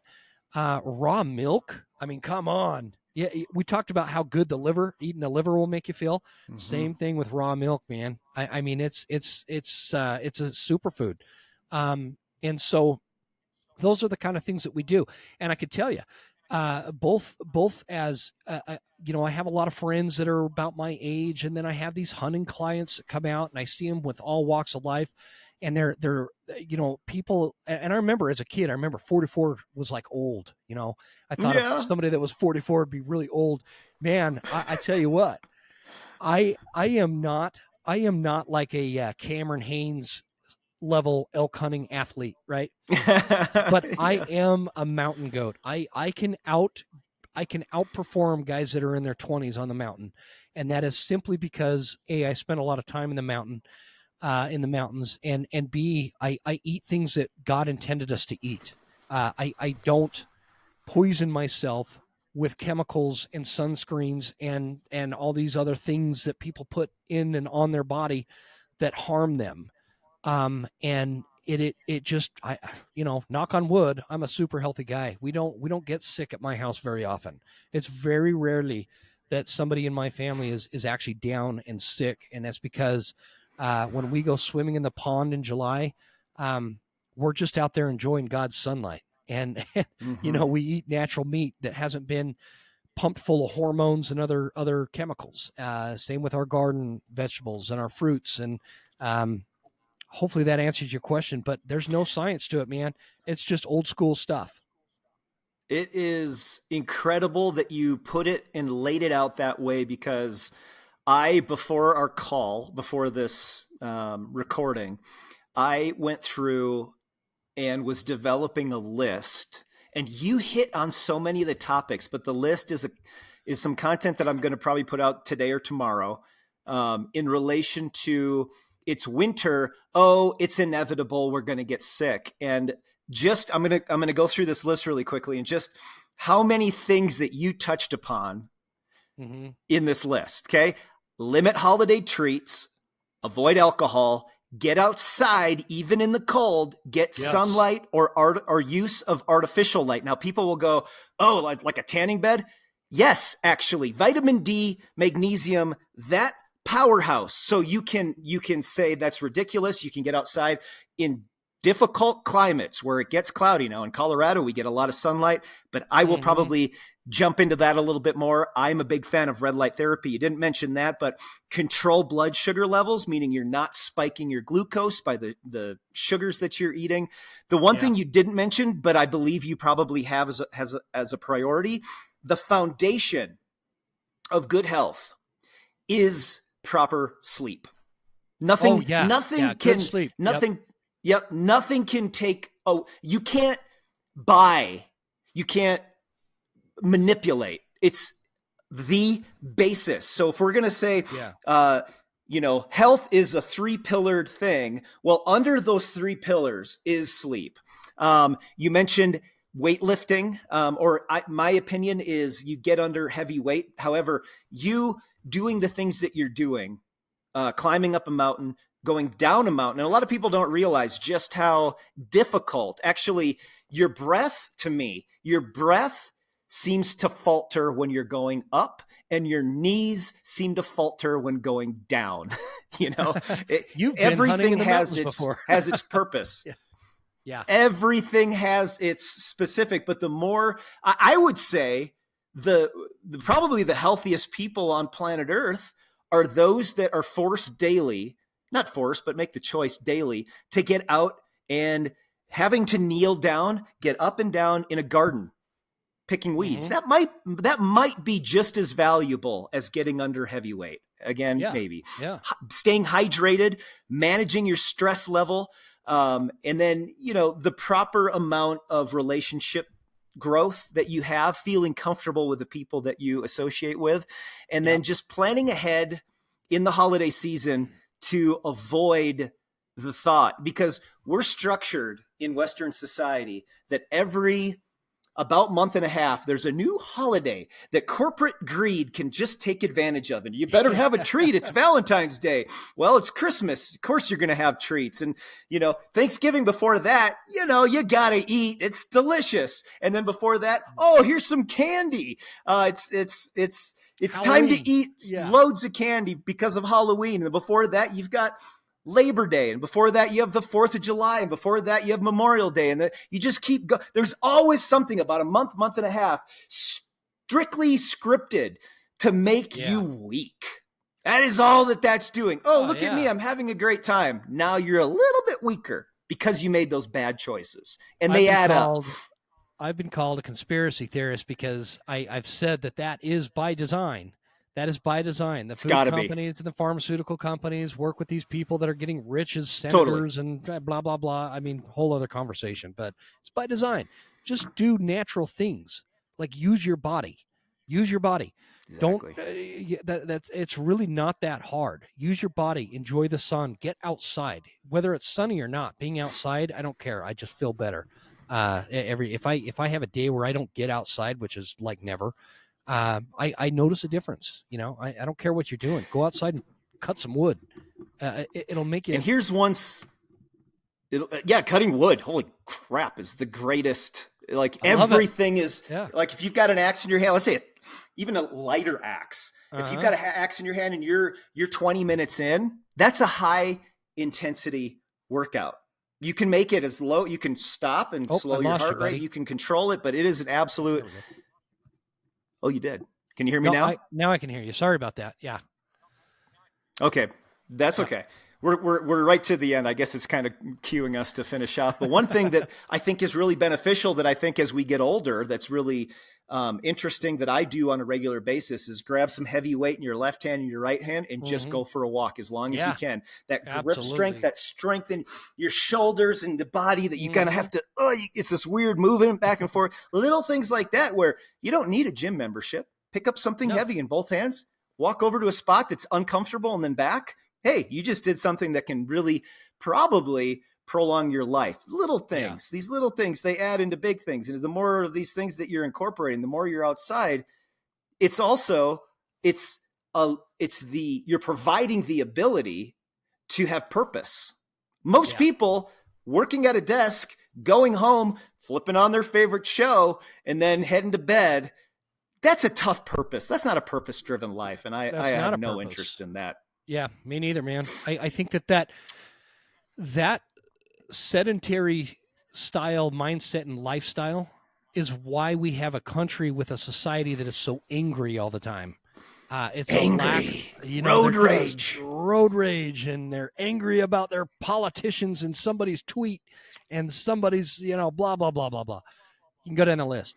If people just got outside and did like physical, real things, to make their body feel better, I'm telling you, we'd have a friendlier society. This whole cubicle lifestyle, and couch lifestyle is killing us as a society. So anyway, it is. At that same token, that is vital. And then people that lack passion, it's a fine balance, but lacking passion for something. This is like, you've probably seen some of the rants that I've done on social media where it's like, I know this might seem a little bit off topic, pharmaceutical problems, the big pharma. I rant about that on occasion because it is a form of preparedness, and we are being manipulated. And when we're being manipulated, it's tough. So I agree. This has been fantastic. Where can people find the podcast? Where can people find you online? Yeah, I appreciate that. You can find the podcast anywhere podcasts are played, downloaded. If you listen on YouTube or Apple Podcasts, Spotify, whatever. It's on all the podcasts. It's called The Western Huntsman. And you can find me on Instagram at The Western Huntsman, all one word, and that pretty easy. If you just type in The Western Huntsman, I'm not that creative. My name is Jim Huntsman. and I hunt the West, so I named my platform the Western Huntsman. It's too convenient, right? I love it. It was meant I to be. Absolutely love it. It was meant to be. Man. And the Western Huntsman is so much better than the Eastern Huntsman. Let's just all admit that now. There probably is an Eastern Huntsman in there.